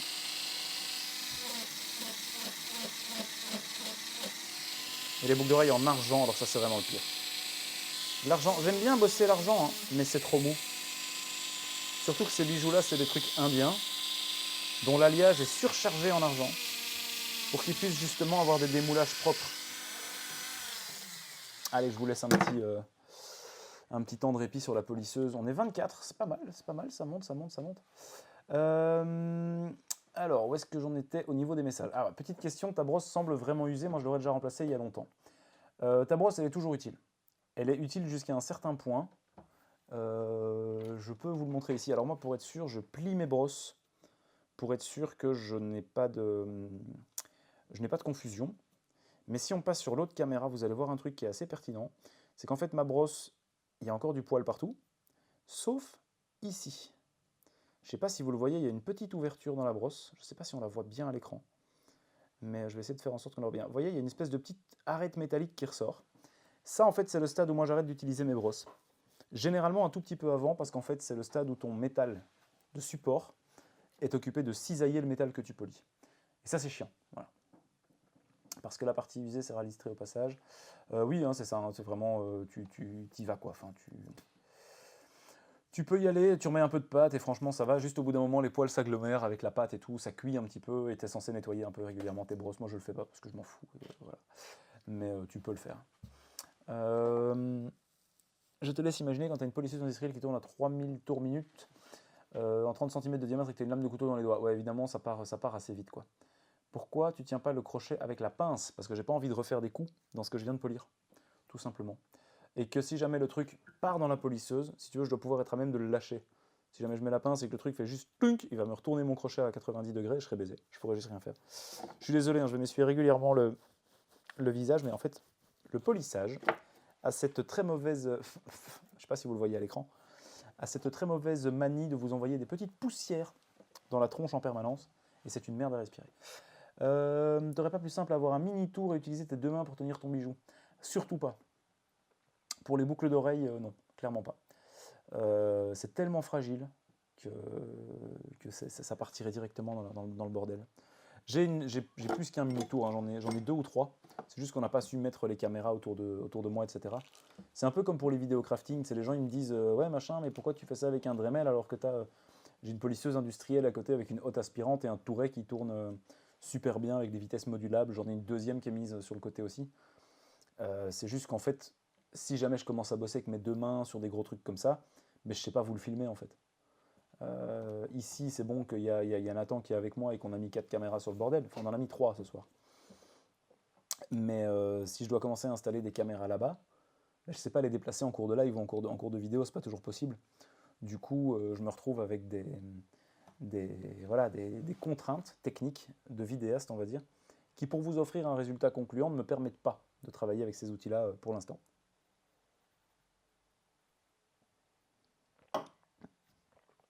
Ah, petit peu de caféine, ça réveille. Je vous montre quand même le résultat avant-après. Comme ça, vous voyez un petit peu le truc. Je vais essayer de vous les faire briller, que vous voyez vraiment bien la différence. Même si en vrai, voilà, la différence, elle est quand même vachement visible. Hein. Il y en a une qui est nickel. Et il y en a une... En fait, ça se voit pas tant que ça à la caméra, je suis étonné. En vrai, c'est le jour et la nuit. Hein. À la caméra, ça se voit pas encore tant que ça. Celle-ci, c'est celle qui est dégueu. Et celle-ci, c'est celle qui est polie. T'es poli ou t'es pas poli? Ceux qui ont la ref, vous êtes des bons. Bon, je vais quand même faire la deuxième. Je suis désolé, vous allez vous taper... Salut Slibar on the Head, bonne soirée à toi. Vous allez vous taper 5-10 minutes de polissage intensif. Parce que je vais en profiter dans la foulée pour faire d'autres pièces. D'autres pièces que je ne vous ai pas montrées. Ou alors, en vrai, le polissage, comme vous l'avez vu, je me dis que franchement, je ferais bien d'autres trucs. Parce qu'en plus, c'est chiant au niveau du bruit. Donc, vous avez vu le polissage. Oh, il y a une petite mouche. Dégage. Le polissage, vous l'avez vu. En vrai, les pièces, là, je peux les polir hors live. Je mettrai les bijoux en vente sur le site après ou pas, je verrai ce que j'en fais. Mais le polissage, vous l'avez vu. Donc, on va peut-être passer sur une autre technique. Un autre truc qui me plaît bien de faire avec vous. On va passer sur un ajustage de pierre. Ça, c'est assez rigolo. Et de toute façon, après, je vais devoir me lever pour aller chercher d'autres trucs. Parce que j'ai oublié de prendre une partie de mon matos. Forcément, c'est le premier live. Donc voilà, elles sont pas très loin. Elles sont juste à côté de l'atelier. On veut du sang et de la sueur. Alors de la sueur, t'inquiète, ça va pas tarder à venir. Parce que vu la température qu'il fait dans l'atelier avec toutes les caméras, les outils et tout le bordel, au pire, je sais pas, on s'ouvre le Velux ou quoi? Ouais, go. Hein. Avec la caméra et tout. Ça va nous... Normalement, avec le micro-cravate, ça devrait aller. Le son ne devrait pas être chiant. Vas-y, tu peux tirer à fond, ça. On va se taper tous les moustiques de la Terre, mais c'est pas grave. Ils veulent du sang. Les moustiques, ça aime le sang, donc voilà. Allez, ajustage. J'ai préparé une petite bagouze que je trouvais vachement sympa. Et j'ai déjà fait le pré-calibrage de la pierre que je vais mettre dedans. Et on va voir ça ensemble. Il me faut juste 2-3 outils. Si vous me laissez 10 secondes, je les chope et je vous reviens. Hop, on va prendre ça, on va prendre ça, on va prendre ça. Et en plus, vous m'entendez toujours parce que comme j'ai un micro-cravate, ça c'est la magie du direct. Comme j'ai un micro-cravate, je peux me permettre de parler loin. Et donc, vous m'entendez toujours. Vous n'êtes pas trop dépaysé. Voilà, je suis de retour. Hop, je vous avais manqué. J'ai donc été chercher une pince à bec rond, qui est ici. J'ai été chercher une pince avec plat, pour redresser mes griffes. Et j'ai été chercher une pince à anneau, dont on va voir si je vais avoir besoin ou pas. Et j'ai été également chercher des perloirs. Les perloirs, ce sont ces petits outils. Si on s'essuie sur la caméra qui est juste là, parce qu'il y a un truc qui est intéressant à voir avec ces outils-là, je vais les mettre de manière à ce qu'on voit bien. Les perloirs, en fait, ce sont des outils qui servent à faire des petits grains.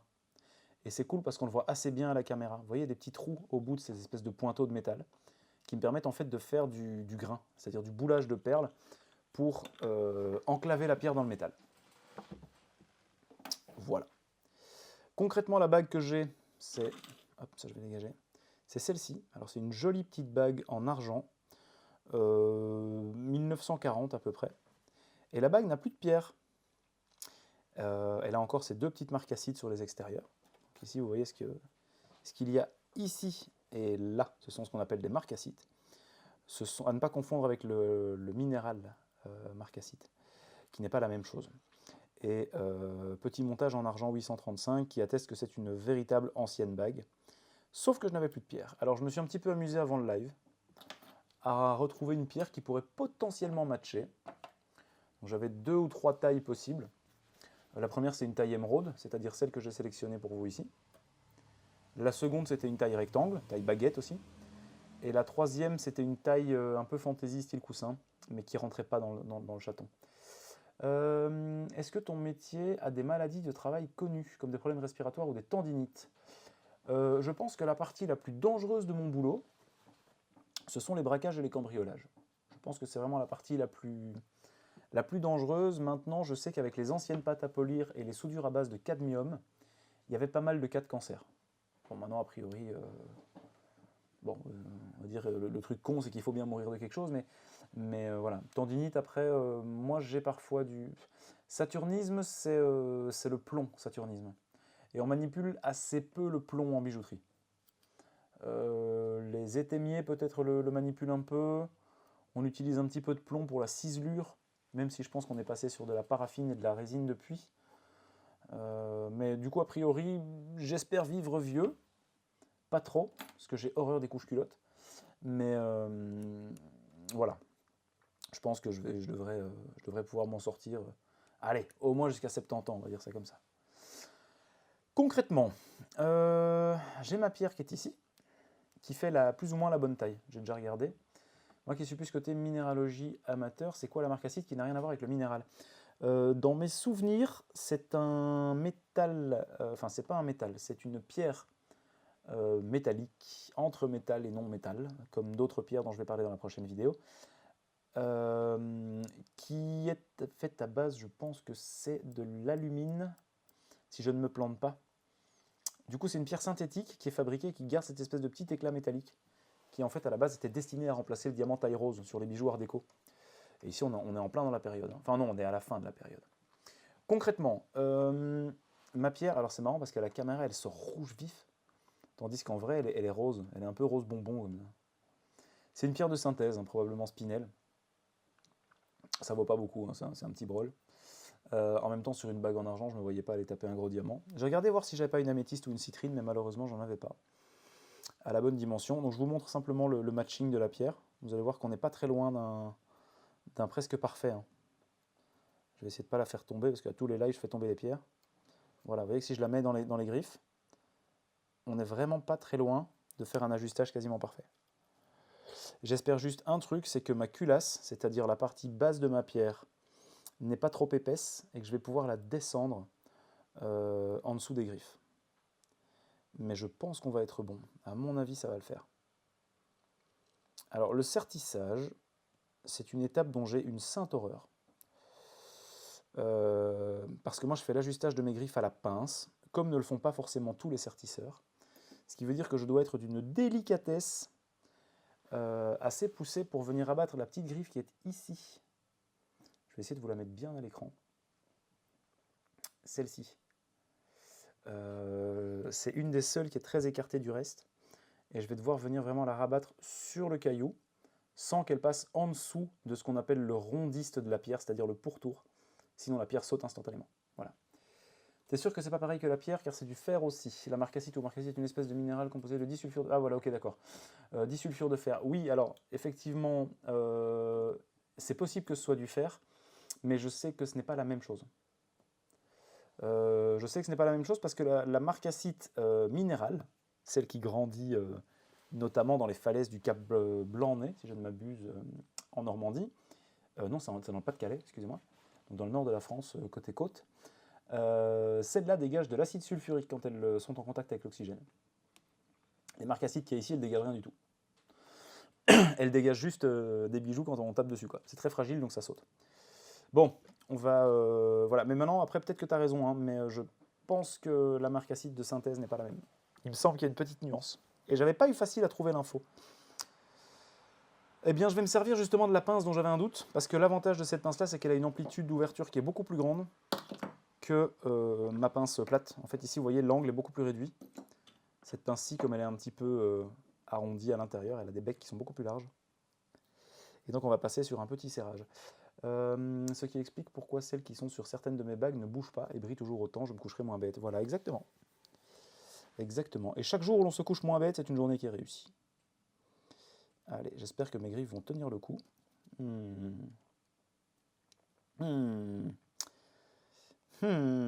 va juste devoir redresser un petit peu celle-ci pour qu'elle soit bien dans l'axe de la petite facette latérale, là, de la petite facette en coin. De mon truc, ça je vais le faire à la pince à bec rond. J'ai trouvé des citrines à la foire aux minéraux à Bernissart, couleur un peu ambrée, j'ai craqué. C'est donc les citrines Madère, si je ne m'abuse. Des citrines qui ont une couleur orangée. On va redresser cette petite griffe-là. Youp, allez, cocotte. Sois pas trop capricieuse. Voilà. On n'est pas trop loin d'un résultat qui pourrait être correct au niveau sertissage. En tout cas, on est dans l'axe. Ça, c'est une bonne nouvelle. On a changé le sens de la pince. Et on va y aller comme ceci. Alors, ceux que je vais appeler les vrais bijoutiers, c'est-à-dire les orfèvres vraiment qui travaillent, etc., vont vous dire que la technique que je fais là, c'est vraiment de la merde. Ils ont un peu raison. Un peu raison, mais pas totalement. Parce qu'en fait, pour resserrer du métal, quoi de mieux qu'une pince? Ils vont juste vous dire que c'est une technique de barbare. Et là, à ce niveau-là, ils n'ont pas tout à fait tort.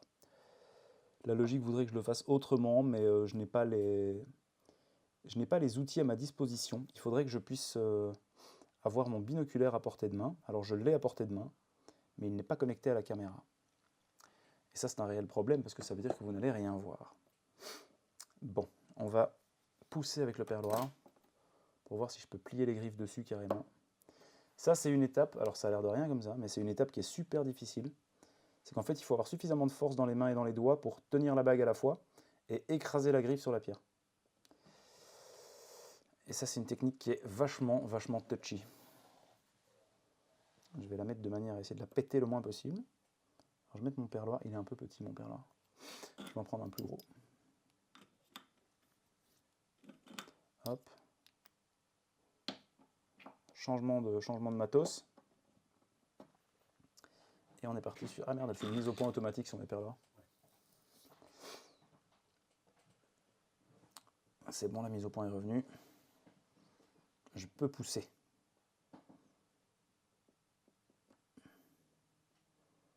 Voilà, ben c'est pas mal, ça commence à aller. On va essayer de faire un petit peu mieux quand même. Parce que là, c'est pas mal, mais c'est pas fou. Je vais inverser mon perloir. Et je vais pousser. Alors ça, c'est un truc aussi que je fais... dont les autres bijoutiers vous diront que c'est pas bien. Moi, j'inverse mes perloirs pour avoir le côté rond et m'en servir comme d'un ciselet, en fait. Il est possible que le truc me pète dans les doigts, parce que les perloirs, c'est assez fragile.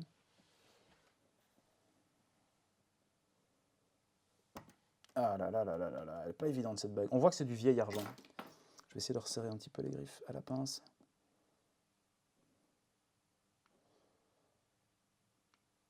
On est pas mal. Ça commence à être bien. Ça commence à être bien, mais ça bouge encore pas mal. Alors ça, c'est ce que je craignais, c'est que les griffes commencent à passer sous la pierre. C'est con parce que je suis pas trop mal parti. Et j'ai l'impression que ma pierre est un petit peu grosse. Enfin, il n'y a pas que ma pierre qui est un petit peu grosse. Ah là là, faut que j'arrête de faire ce genre de blague. Un jour, je vais avoir des soucis.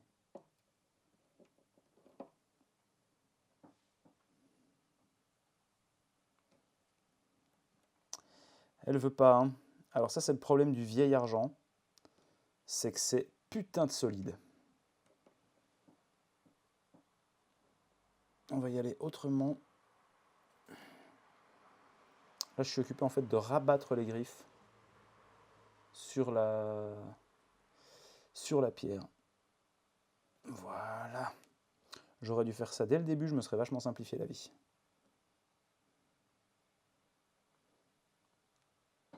Voilà. Ah, elle est capricieuse cette pierre. Hein. Elle est vachement capricieuse. Je sais pas si c'est la pierre qui est capricieuse ou si c'est la bague. En tout cas, on n'est pas loin d'un résultat qui commence à être concluant.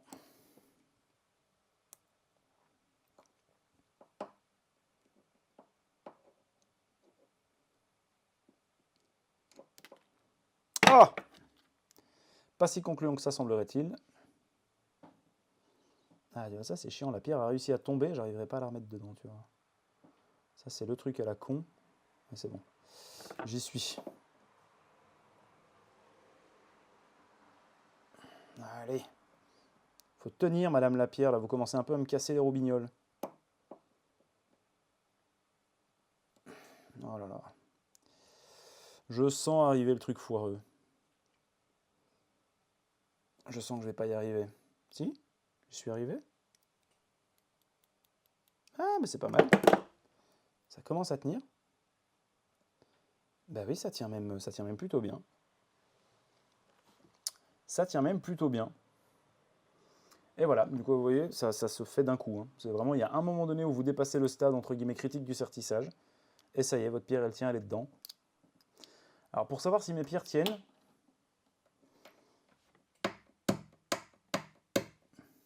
voilà. C'est une technique qui vaut ce qu'elle vaut. Je fracasse le bijou dans ma cheville pour être sûr que ça tienne. Ici, je pourrais encore, techniquement, je pourrais encore resserrer un petit peu. Je peux encore y aller un petit coup. On va refaire un petit peu des griffes. Correct quand même. Pour dire que ça bouge plus. Et là, ça commence vraiment à être parfait. Et alors, tu sais, généralement, c'est quand je dis ça, que je dis ça commence à être parfait et mon perloir éclate complètement le corps de bague. Je me retrouve avec une bague en plusieurs morceaux. Voilà. Et bien, c'est bien, ça ne bouge plus. Regardez-moi ça comme c'est beau. Voilà, mes griffes sont un petit peu courbées sur la pierre, ça c'est un petit peu dommage. Mais ça en vrai je devrais les resserrer. Je devrais les resserrer à l'étau en fait, ce serait beaucoup plus simple. Mais vu que ça tient comme ça, je ne vais pas traumatiser la bague. Je vais la laisser comme ça. La pierre est plate. Hein. Enfin la pierre est plate, je veux dire la pierre est pas plate que je voulais dire. Elle était vraiment bien mise horizontalement quoi. Elle n'est pas de travers, j'ai pas besoin de retraumatiser le corps de bague. Ça du coup je ferai, comme je vous l'ai dit, je ferai les polissages plus tard. Et puis je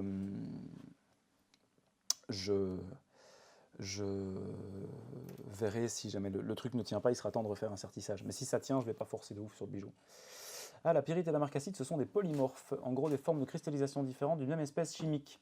Ouais, c'est ça, ce sont des oxydes ou des sulfures de fer, je pense. Je ne sais plus exactement. L'oxyde de fer, c'est de la rouille, je présume. Donc ça doit être un sulfure de fer, quelque chose dans le genre. Mais la pyrite me semble plus stable que la marcassite. La pyrite, elle ne dégage pas de vapeur d'acide quand elle s'oxyde. Il me semble que c'est assez soft la pyrite. Par rapport à la marcassite qui est une vraie merde en collection. Vraiment, je vous le dis, je vous le déconseille. Qu'est-ce que je nous avais prévu d'autre Ah non, c'est pas l'inverse. Ça, je suis sûr que non. Ah ben je te promets que la marcassite dégage de l'acide sulfurique. Ça, j'en suis sûr parce que je l'ai vu de mes propres yeux. J'ai été moi-même chercher des marcassites que j'ai foutues en collection et figure-toi qu'elles dégageaient tellement de vapeur d'acide que le truc s'oxydait lui-même.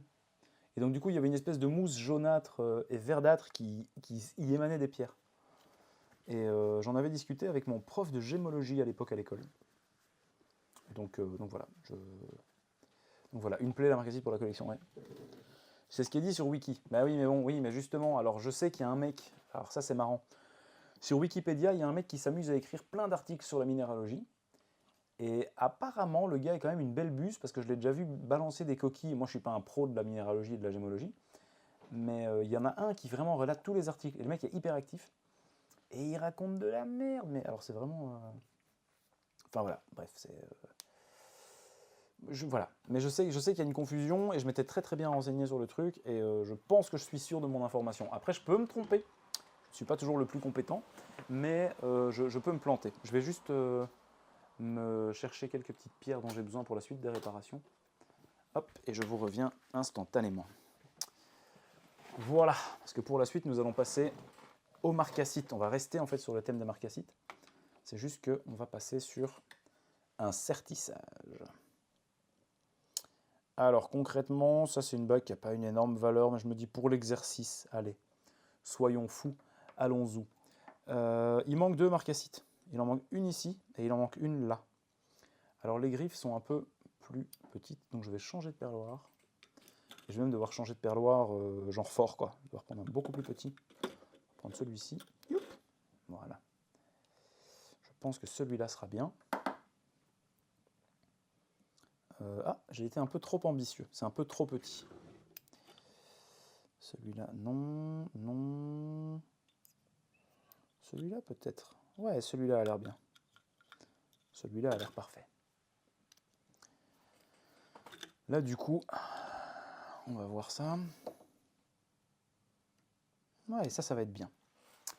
Et il me faut une bonne pince Bruxelles. Du coup, je vais prendre une nouvelle pince pour l'occasion de ce live. J'ai acheté une série de pinces. Alors, vous m'entendez chipoter dans des tiroirs, vous demandez ce qui se passe. Ne vous inquiétez pas, vous verrez ça dans un prochain live. Mais là, pour celui-ci, malheureusement, c'est pas possible. Et hop là. Alors, remarque, ouais, quand tu vas lire plus loin, ça se contredit. La marcasite est plus facilement altérable que la pyrite, surtout en atmosphère humide. Voilà, exactement. Voilà, tu vois. J'avais raison, qui c'est le patron? Non, mais après, ça, voilà. Il y a débat, mais je pense que je suis sûr de ce que je dis. Enfin, je pense pas, je suis sûr de ce que je dis. Je vais nettoyer les sertis. Je vais voir un petit peu, parce que je pense qu'il y a des pierres qui ont été collées là-dessus. Parce que là, il me semble qu'il y a un vieux résidu de colle dégueulasse. Je vais virer les petites crottes ici, là. Hop. Voilà. Je sais pas, je vais essayer de vous le montrer mieux à la caméra. En fait, donc là, il y a une marcasite qui manque. Celle-là, ça va, on va savoir la remettre direct. Celle-ci, par contre, elle est pleine de petits caca là sur le côté. Donc on va virer tout ce joyeux bordel. Et si je n'arrive pas à le virer à la pince Bruxelles, eh bien je vais le virer à la fraise. Et je pense que c'est ce qui va arriver. Je vais essayer une petite technique à moi. C'est le tournevis de précision, qui du coup est comme une espèce de lame. Et pour retirer les vieilles colles dans les tout petits trous, ça fonctionne assez bien, comme vous pouvez le voir à l'écran. Hop. Et voilà, mais que c'est beau. Ce petit serti est tout propre. Maintenant, on va calibrer les marcassites. Bon, allez, je vais aller préparer ma pâte à pizza, je te surveille de loin. Ça roule. Bonne préparation culinaire. Et on passe le bonjour aux intolérants au gluten. Voilà. Mais ouais, non, franchement, amuse-toi bien. Bon appétit si tu manges derrière. Alors, en parlant de marcassites, je vais essayer de vous les montrer sur la caméra latérale. Moi, j'ai une petite boîte circulaire comme ça. Un peu comme les boîtes à plomb de pêche, tu vois. C'est marqué marcassite. Et alors, je les ai classés par diamètre. Tu vois, là, c'est les 1 mm, les 1.10, les 1.20, les 1.30, et ainsi de suite jusqu'à 2.10. Et là, je pense qu'on va être sur du 1.20. Ça ne doit pas être en tout cas beaucoup plus gros. Donc, tu vois, je peux rouler ma petite boîte pour aller chercher la bonne ouverture, les 1.20. Et on va voir directement si ça match ou pas. C'est peut-être même un petit peu gros. On va voir ça directement. Ça va faire des plans sexy avec la belle caméra là. Je prends mon petit bazar que je viens mettre ici dedans. Ça fait un parfait titre également. Hein. Hop, je vais l'asseoir dedans. Gentiment, voilà, impeccable. Et ben ça rentre nickel. Vous voyez, j'ai l'œil quand même. Hein. Ah, que voulez-vous? Des années de pratique? Et je pense que j'ai laissé un résidu de colle dans ce chaton-là. Je vais d'abord commencer par l'autre, ce sera plus simple. Hop. Voilà. Alors les marcassites à sertir, moi j'aime beaucoup parce que sur l'argent à sertir c'est assez facile. Mais si vous allez trop loin avec votre perloir, vous allez simplement éclater la marcassite. Ce qui risque d'arriver. J'en éclate, allez, on va dire 1 sur 3, 1 sur 4. Après, voilà, ça m'arrive aussi d'en éclater 4 sur 4. Hein, ça dépend un petit peu de mon état de forme. Et là aujourd'hui je suis un peu fatigué, donc mon serti va peut-être pas être top top. Là je tasse un petit peu ma pierre juste pour dire qu'elle soit bien mise dans l'encoche qui lui est réservée. C'est celle-ci, hein, si je ne m'abuse. Non, c'est celle-ci, oui, c'est celle-là. Là, je vais aller avec mon perloir venir chercher mon petit grain de métal, ici. Alors, je ne sais pas si à l'écran vous allez vraiment bien voir, mais je vais rabattre mon petit grain d'argent sur ma marcassite. Je vais l'écrabouiller, tout simplement. Je vais faire ce qu'on appelle un perlage. Tout doucement.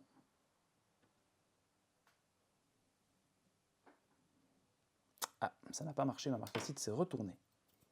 Alors ça, c'est un peu chiant. On va la remettre dans le bon sens.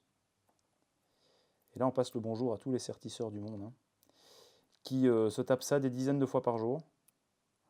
Moi, généralement, le sertissage, voilà, je fais 1 heure et puis j'arrête parce que je pète un câble, en fait, tout bêtement. Normalement, on fait ça au binoculaire aussi. Ici, je le tente un peu sans filet, mais la logique voudrait que je le fasse au binoculaire. Pour être vraiment sûr de mon coup et de ne pas me louper. Et j'aurais dû écouter ma logique. Parce que là, je sens que ça va être l'ultime galère.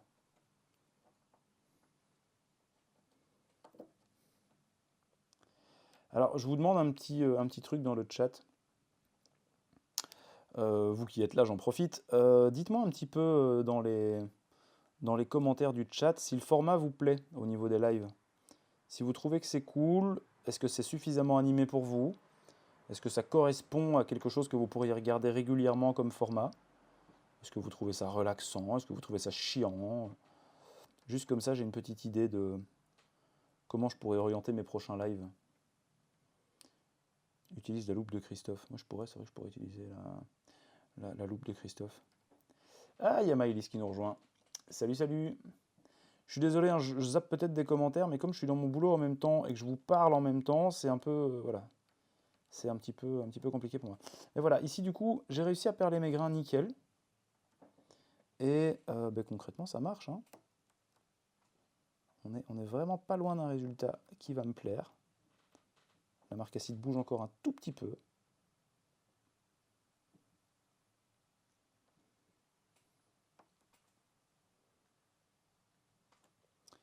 Et ah là là, merdouille, hein, elle veut pas, hein. C'était bien parti pourtant. Et puis là, d'un coup, elle s'est dit non, finalement, je ne veux plus.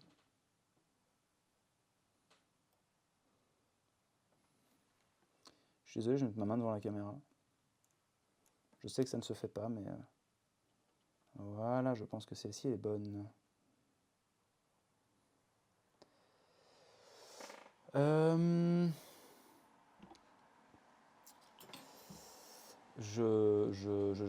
lis vite vos commentaires. Alors, du coup, j'ai mal aux yeux rien que de devoir faire.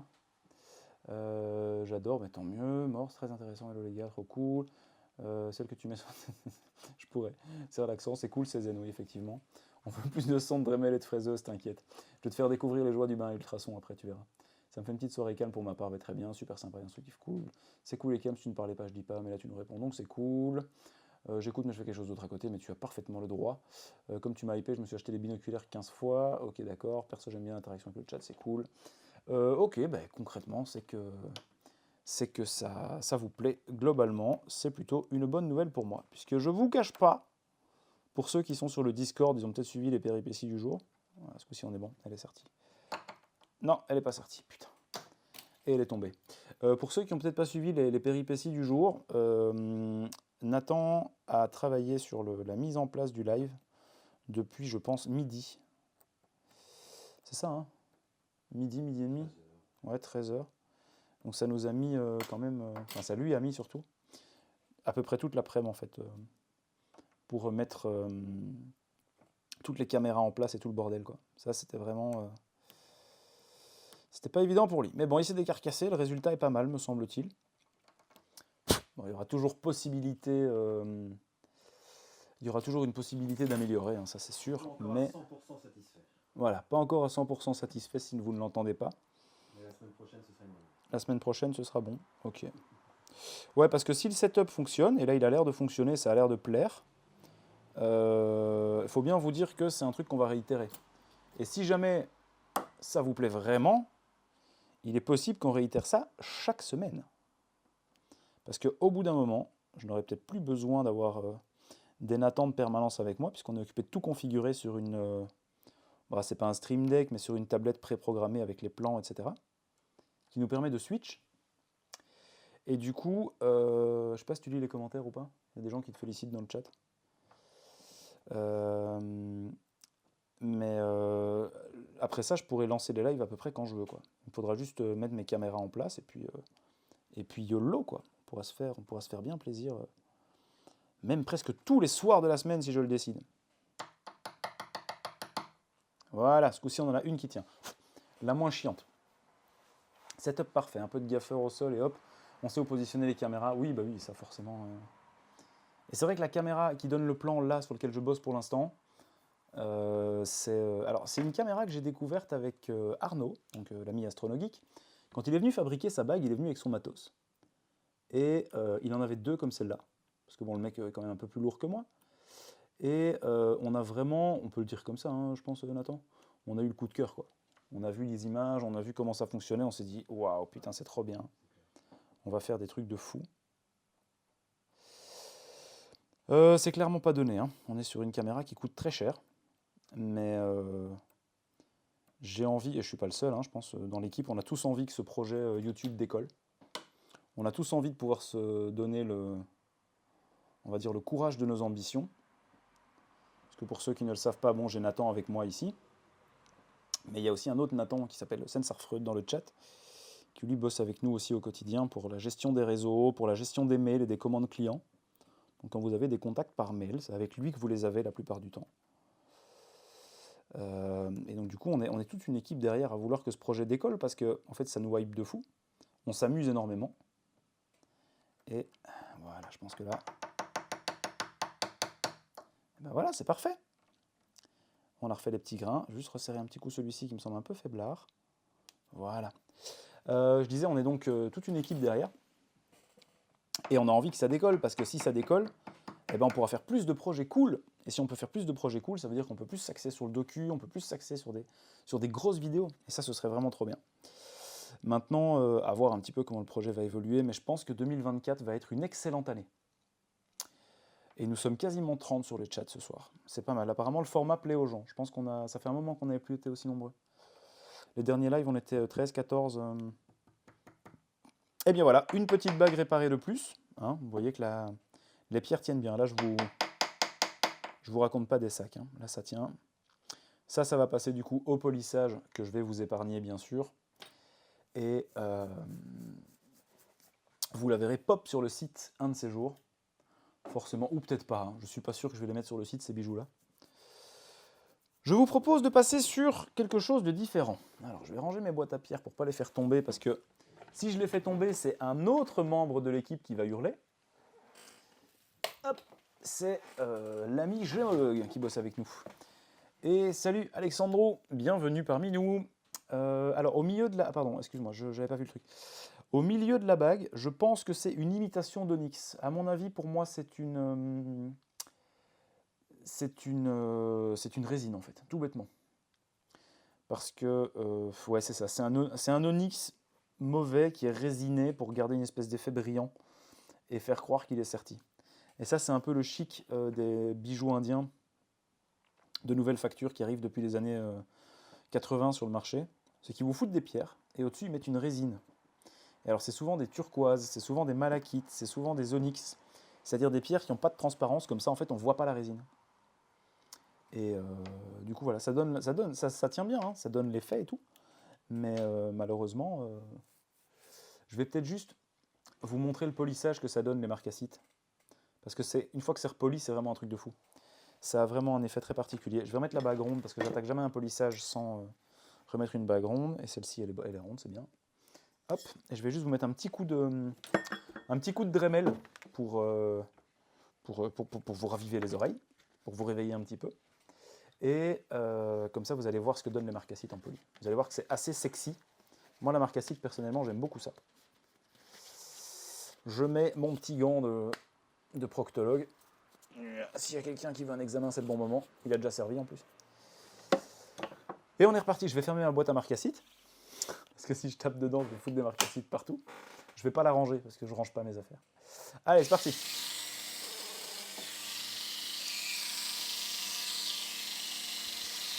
Ah, j'arrive pas à me positionner bien pour que la caméra voit bien.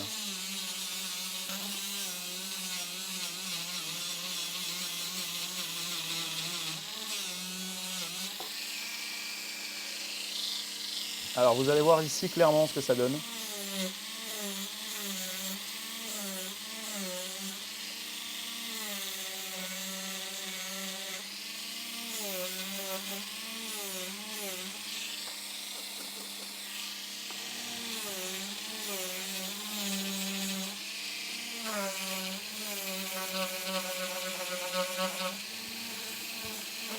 Alors là, la pierre, je ne peux pas trop passer dessus parce que comme c'est de la résine, je risque de la fondre avec la vitesse de polissage du Dremel.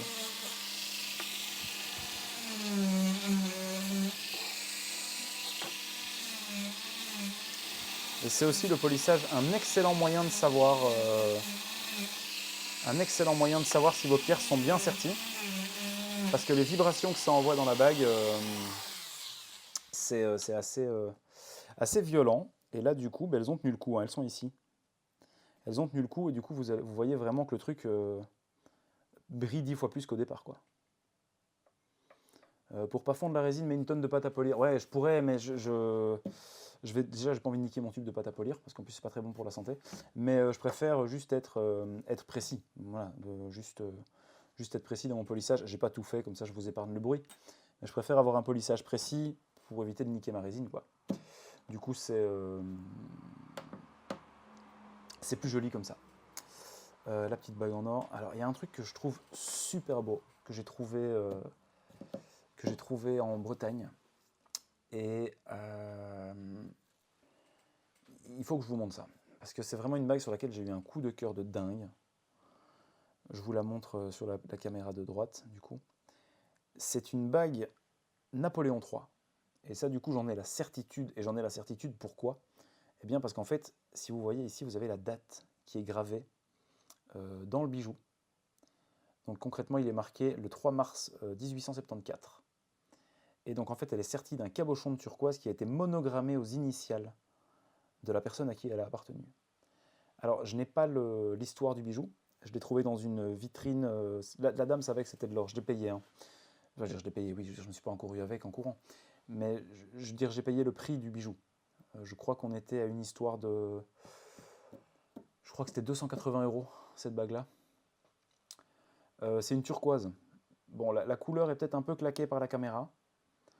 Mais c'est une turquoise. Elle est, par rapport à ce que je vois de l'image, elle est un peu plus verte sur l'image qu'en vrai.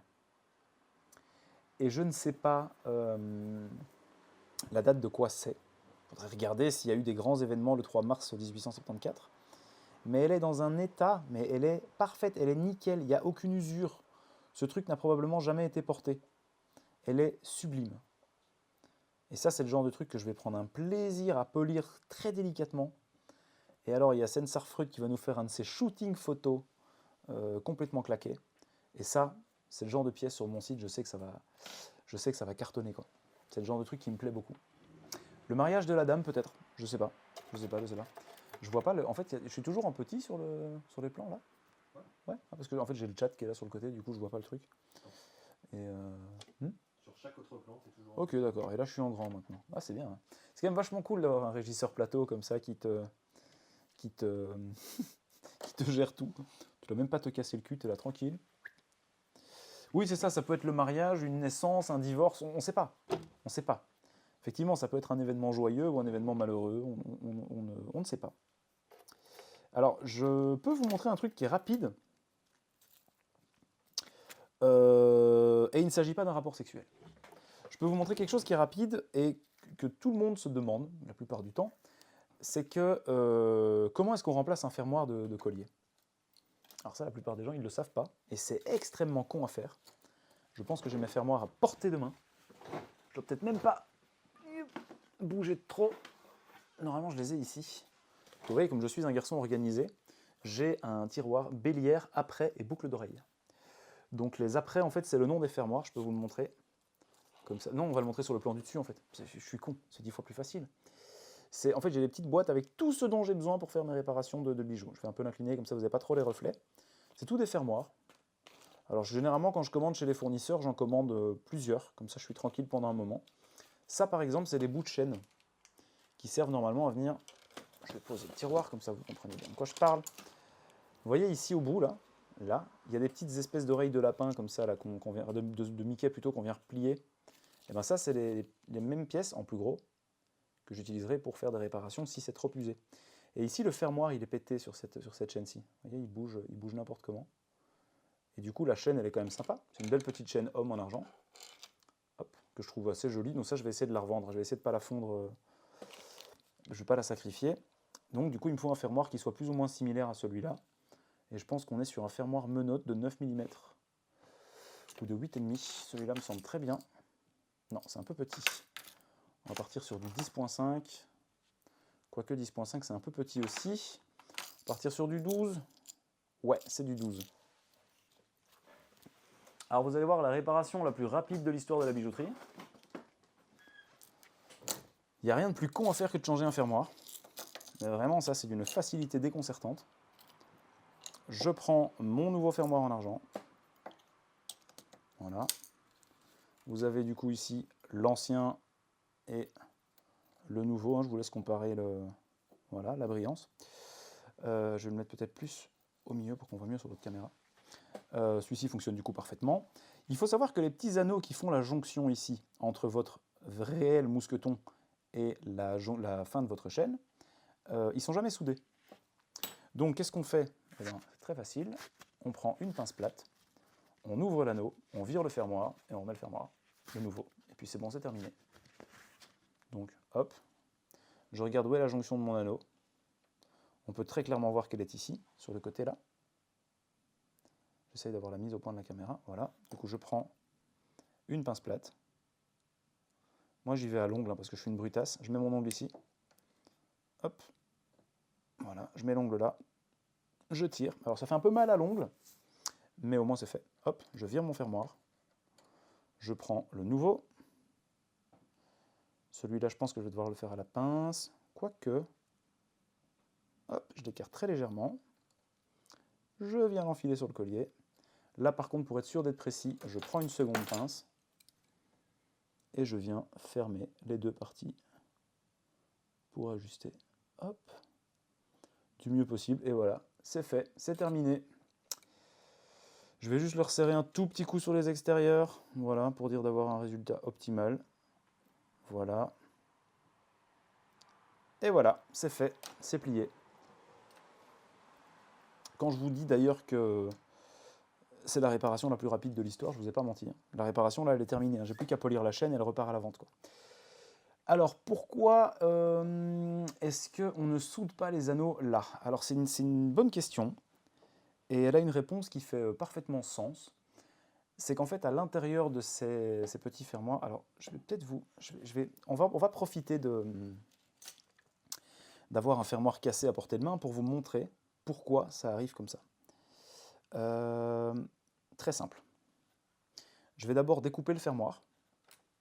C'est marrant de faire ça en live, c'est vrai que je sais comment ça fonctionne, mais je ne l'ai jamais fait. En fait, la menotte, c'est deux parties de métal qui se referment sur une partie mobile. Hop. Et oui, du coup, c'est exactement ça, hein, David. C'est le ressort, en fait. C'est parce qu'à l'intérieur du fermoir, on va aller le retrouver. Je dois juste prendre ma scie. Je vais vous l'ouvrir. On va aller retrouver un petit ressort en acier.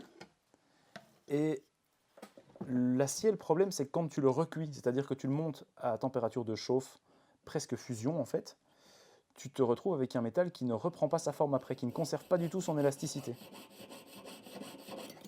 Oula, j'ai failli perdre un doigt. Je vais peut-être le faire autrement, je vais le faire avec une pince parallèle. Ça tient mieux. Voilà. Hop, je vais vous montrer, comme ça vous allez bien comprendre le principe.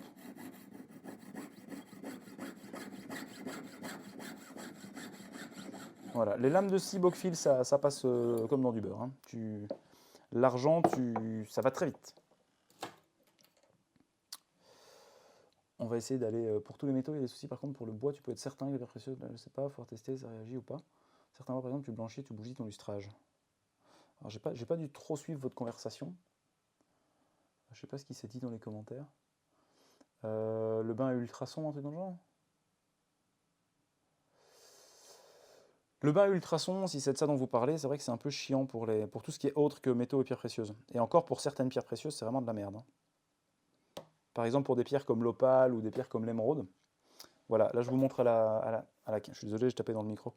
À la caméra latérale, j'ai réussi à foutre le bec de ma pince dans mon fermoir. Et là, on va simplement l'ouvrir. Je vais aller chercher avec une autre pince pour que vous continuiez de bien voir. Je prends une pince qui est bousillée, comme ça, si je plie les becs, c'est pas dramatique.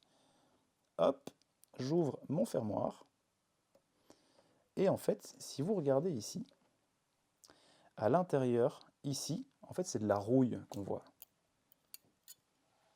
Ce qui explique que mon fermoir ne fonctionne plus. C'est qu'en fait, mon petit ressort, qui est censé être ici dedans, est complètement bouffé par la rouille. Alors, je vais essayer de vous le sortir complètement. Mais je ne sais pas si je vais y arriver. Pire avec ta pince, rapprocher de la cam. Il faut qu'elle fasse un autofocus. Ouais, mais ici c'est bien, la visibilité est bonne là, non? Ok. Je sais pas si on voit bien ou pas. Bah, moi j'ai un écran tout petit. Donc Ah, t'as un tout petit écran. Alors, hop. Ah, il est bien solide ce métal. Mais du coup, ça fait de la rouille dedans. Voilà, là je l'ai bien eu. Normalement là on est bon.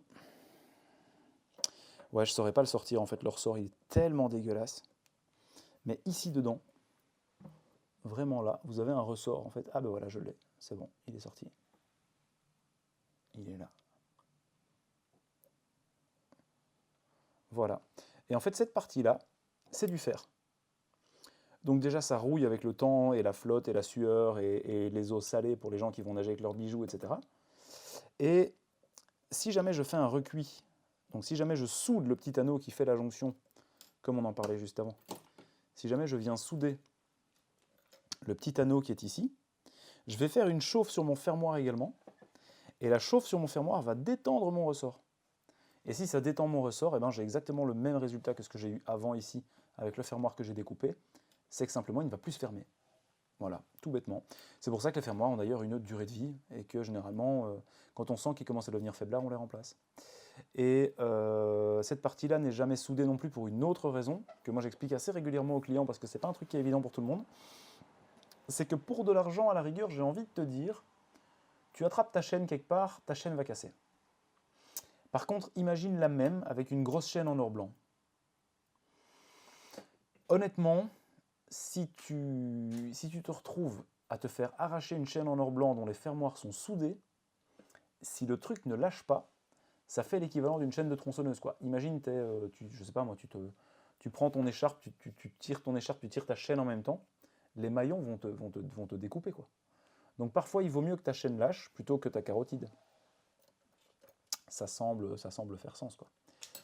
Je vais vous montrer très rapidement le polissage de la chaîne ici. Et je vais vous montrer aussi pour ceux qui cherchent à apprendre, je vais aussi vous montrer les techniques que j'utilise pour polir les chaînes. Parce que le polissage de la chaîne, c'est un truc qui est dangereux. Comme je vous l'ai déjà expliqué et comme le disait David tout à l'heure, il y a la théorie du taille-bordure, enfin du coupe-bordure. C'est-à-dire que quand vous avez un Dremel qui tourne à, ici il est à 15 000 pour le polissage, 15 000 tours minute. C'est énorme. Si jamais j'ai ma chaîne qui se prend dedans, ça va faire une espèce de coupe-bordure qui risque de vous cisailler la gueule, les bras. Et j'ai une stagiaire qui se l'était fait à l'époque, qui s'était bien ouvert. Du coup, il existe une technique assez cool pour polir les chaînes que moi j'aime beaucoup, qui est vraiment le fait de la coller. Alors ces chaînes-là, c'est pratique en plus parce qu'elles sont méga plates. Je la fous sur ma cheville comme ça. Je viens vraiment chercher le dernier maillon et je pousse, quoi, comme si je voulais vraiment l'écraser. Là, je peux tirer sur ma chaîne aussi fort que je veux, elle ne bougera pas. Avec ma polisseuse, je sais qu'elle va tenir le coup. Je vais vraiment écraser le dernier maillon. Ah, tu la cloues? Oui, effectivement, tu peux la clouer aussi. Mais moi, j'ai suffisamment de poigne, on va dire, avec l'escalade plus la bijouterie, pour me dire que je peux y aller comme ça. Parfois, il vaut mieux que ta chaîne lâche et pas ta carotide. Ouais, t'as vu? Franchement, je devrais faire un recueil de philosophie. Allez, on est parti. Vous allez voir directement la différence. En plus, ta chaîne, c'est vachement facile et vachement rapide.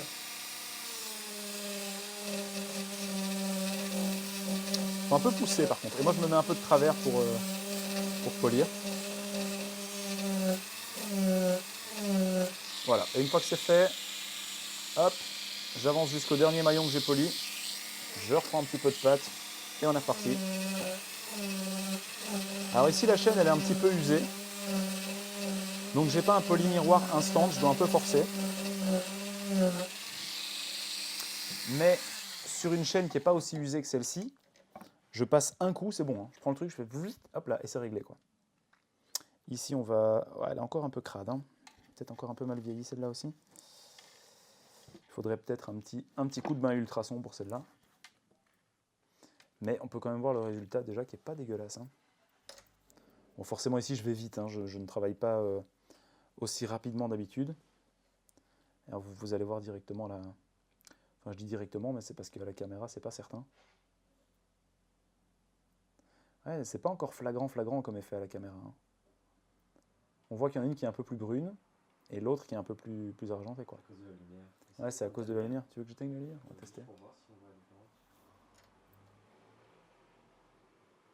Peut-être que là, comme ça, on va bien le voir.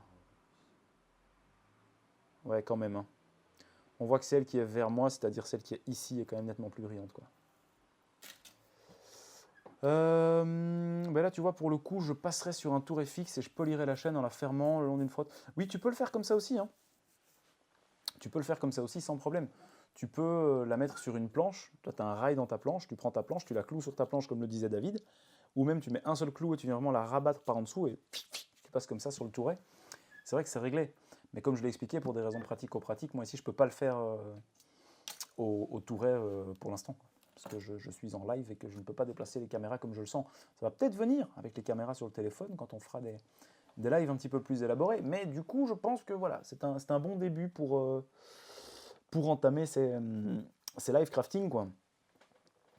D'ailleurs, on va pas trop tarder à l'arrêter parce qu'il est déjà vachement tard.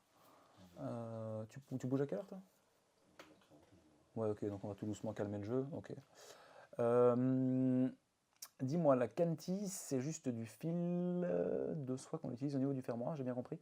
Non, pas du tout. Enfin, si, un peu. Mais la canti, en fait, c'est un fil. Vois ça comme une espèce de ressort très, très serré, qui fait en fait du coup une espèce de tube, tu peux l'avoir en doré ou en argenté, dans lequel vient passer ton fil pour clôturer le collier. Donc en fait, c'est une protection pour le fil au niveau de tes jonctions de fermoir. Voilà, ça c'est la canti. On fera sans doute un live en filage à un moment donné. Un live en filage, ouais. Ce sera sur Pornhub. Je ne serai pas là. Non, voilà, tu ne seras pas là? Non, ah, c'est dommage. Mais on fera probablement des lives en filage de collier de perles, on va dire ça comme ça. C'était du coup un petit live test. J'espère que ça vous a plu. Alors les lives vont devenir, si le setup fonctionne, si on sait réitérer l'expérience, on va certainement être en live beaucoup plus souvent. J'aimerais bien être en live 1 ou 2 fois par semaine. Ça, j'aimerais trop. Si vous pouvez rapidement me dire dans les commentaires ce que vous aimeriez voir pendant les lives, est-ce que vous aimeriez que j'explique des techniques? Est-ce que vous aimeriez qu'on fasse une espèce de cours de bijouterie appliquée? Est-ce que vous aimeriez qu'on fabrique un bijou au fur et à mesure, que je vous explique toutes les étapes, par exemple, de la fabrication d'une bague solitaire? Est-ce qu'il y a d'autres idées qui vous viennent en tête? Est-ce que vous voyez quelque chose pour améliorer le live? En sachant qu'il va y avoir certainement de la musique à un moment donné, il va y avoir des choses qui... Voilà, c'est juste que là, pour l'instant, ce n'était pas envisageable. Mais si vous pouvez me le dire, ça m'arrange, parce que là, on est tous les trois là. Enfin, je veux dire, les 3 personnes qui gèrent la chaîne YouTube sont là. Et du coup, ils pourront lire ça avec vous. Des meilleures soudures que Brico Sympa. Ça t'inquiète, ça va pas être trop difficile. Ça, on pourrait faire comparatif Brico Sympa et réelle technique de travail en live. Ça, c'est parfaitement envisageable. Des objets insolites et des tutos création, bah oui, pourquoi pas. Objets insolites, ça peut se faire, mais ça justifie pas d'avoir le setup crafting, on va dire, ici. Donc ça, je pourrais le faire à part. Cours de bijouterie appliquée, ça peut être pas mal. Ouais, c'est vrai que ça, on pourrait faire des petits tutos, comment découper, comment limer, faire une espèce d'étape par étape de ce qu'on apprend en école de bijouterie. Puisqu'étant donné que je suis maître de stage depuis maintenant quand même quelques années, j'ai l'habitude de recevoir des gens et de donner cours. Même si je ne suis pas prof du tout, mais on va dire que je suis un peu pédagogue quand même. Un peu de tout pour diversifier. Pourquoi pas? C'est vrai qu'après tout, je peux faire un petit peu de tout, c'est pas impossible. Fabrication de bijoux, ce serait top, et aussi présentation des bijoux que tu possèdes, et des descriptions et des beaux plans de caméra. C'est vrai que ça, je peux le faire aussi, ça, je pourrais le faire. Ben, celui qu'on vient de voir, tu vois, typiquement le bijou avec la turquoise, ça, c'est le genre de pièce que je kiffe. Je vais vous en montrer une autre vite fait avant de partir, que je restaurerai probablement en live la semaine prochaine. Je dois encore lui trouver une chaîne. Alors, c'est un bijou fin d'époque Napoléon III, début de période Art Nouveau, qui est un magnifique collier en or 18 carats avec des roses. Et ici en dessous, une petite pendeloque en diamant taille old cut, ancienne taille. Alors, ce truc est juste magnifique. C'est les premiers modèles en cire perdue. Et on les reconnaît parce qu'en fait, ils sont hyper massifs.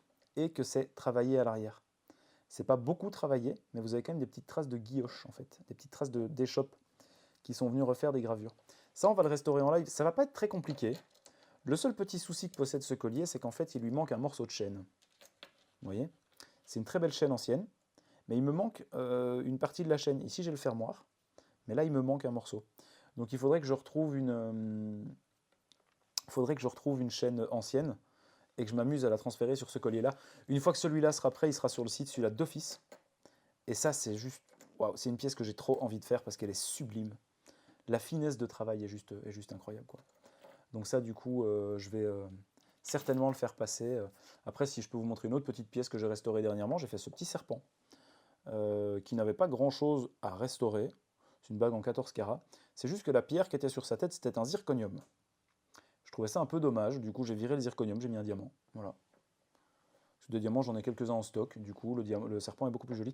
Il est tellement joli que je dois vous couper la lumière pour vous le montrer correctement, quoi. Tellement le truc reflète. Si je veux vous montrer un effet visuel correct, je dois vous le montrer sans lumière, quoi. Si je mets la lumière, le truc devient un néon, quoi. Voilà. Ça, c'est très sympa. Les bijoux animaliers, moi j'adore ça, je trouve ça vraiment magnifique. Oui, le Bockfield. Alors ouais, le Bockfield, on pourra faire des petits cours sur l'utilisation du Bockfield. À partir de minuit, restriction plus 18 et fabrication de quoi, j'ai pas vu. Fabrication de plug anal serti de diamant. Bien sûr, mais là, il me faudrait un gros tour là pour faire ça. Quoi que je pourrais. Les tours, on en a. Cire perdue, encore un truc à expliquer. Ben, la cire perdue, j'expliquerai ça lors du prochain live. Sympa le serpent, oui, effectivement, il est très sympa, j'aime beaucoup. K qui a l'air en amour de ce serpent. Je sais qu'elle aime bien les reptiles, dans son pays de fou, là. La cire perdue, c'est une technique de fonte. Mais voilà, Ishuros a répondu à la question, c'est parfait. Tu casses toujours tes lames. Ah, ça c'est parce que tu les utilises pas bien. Normalement, tu en casses une fois de temps en temps, mais tu n'en casses pas beaucoup. Moi, j'en casse plus des masses. Je recommande des lames. Normalement, tu les commandes par 144, si je ne me plante pas.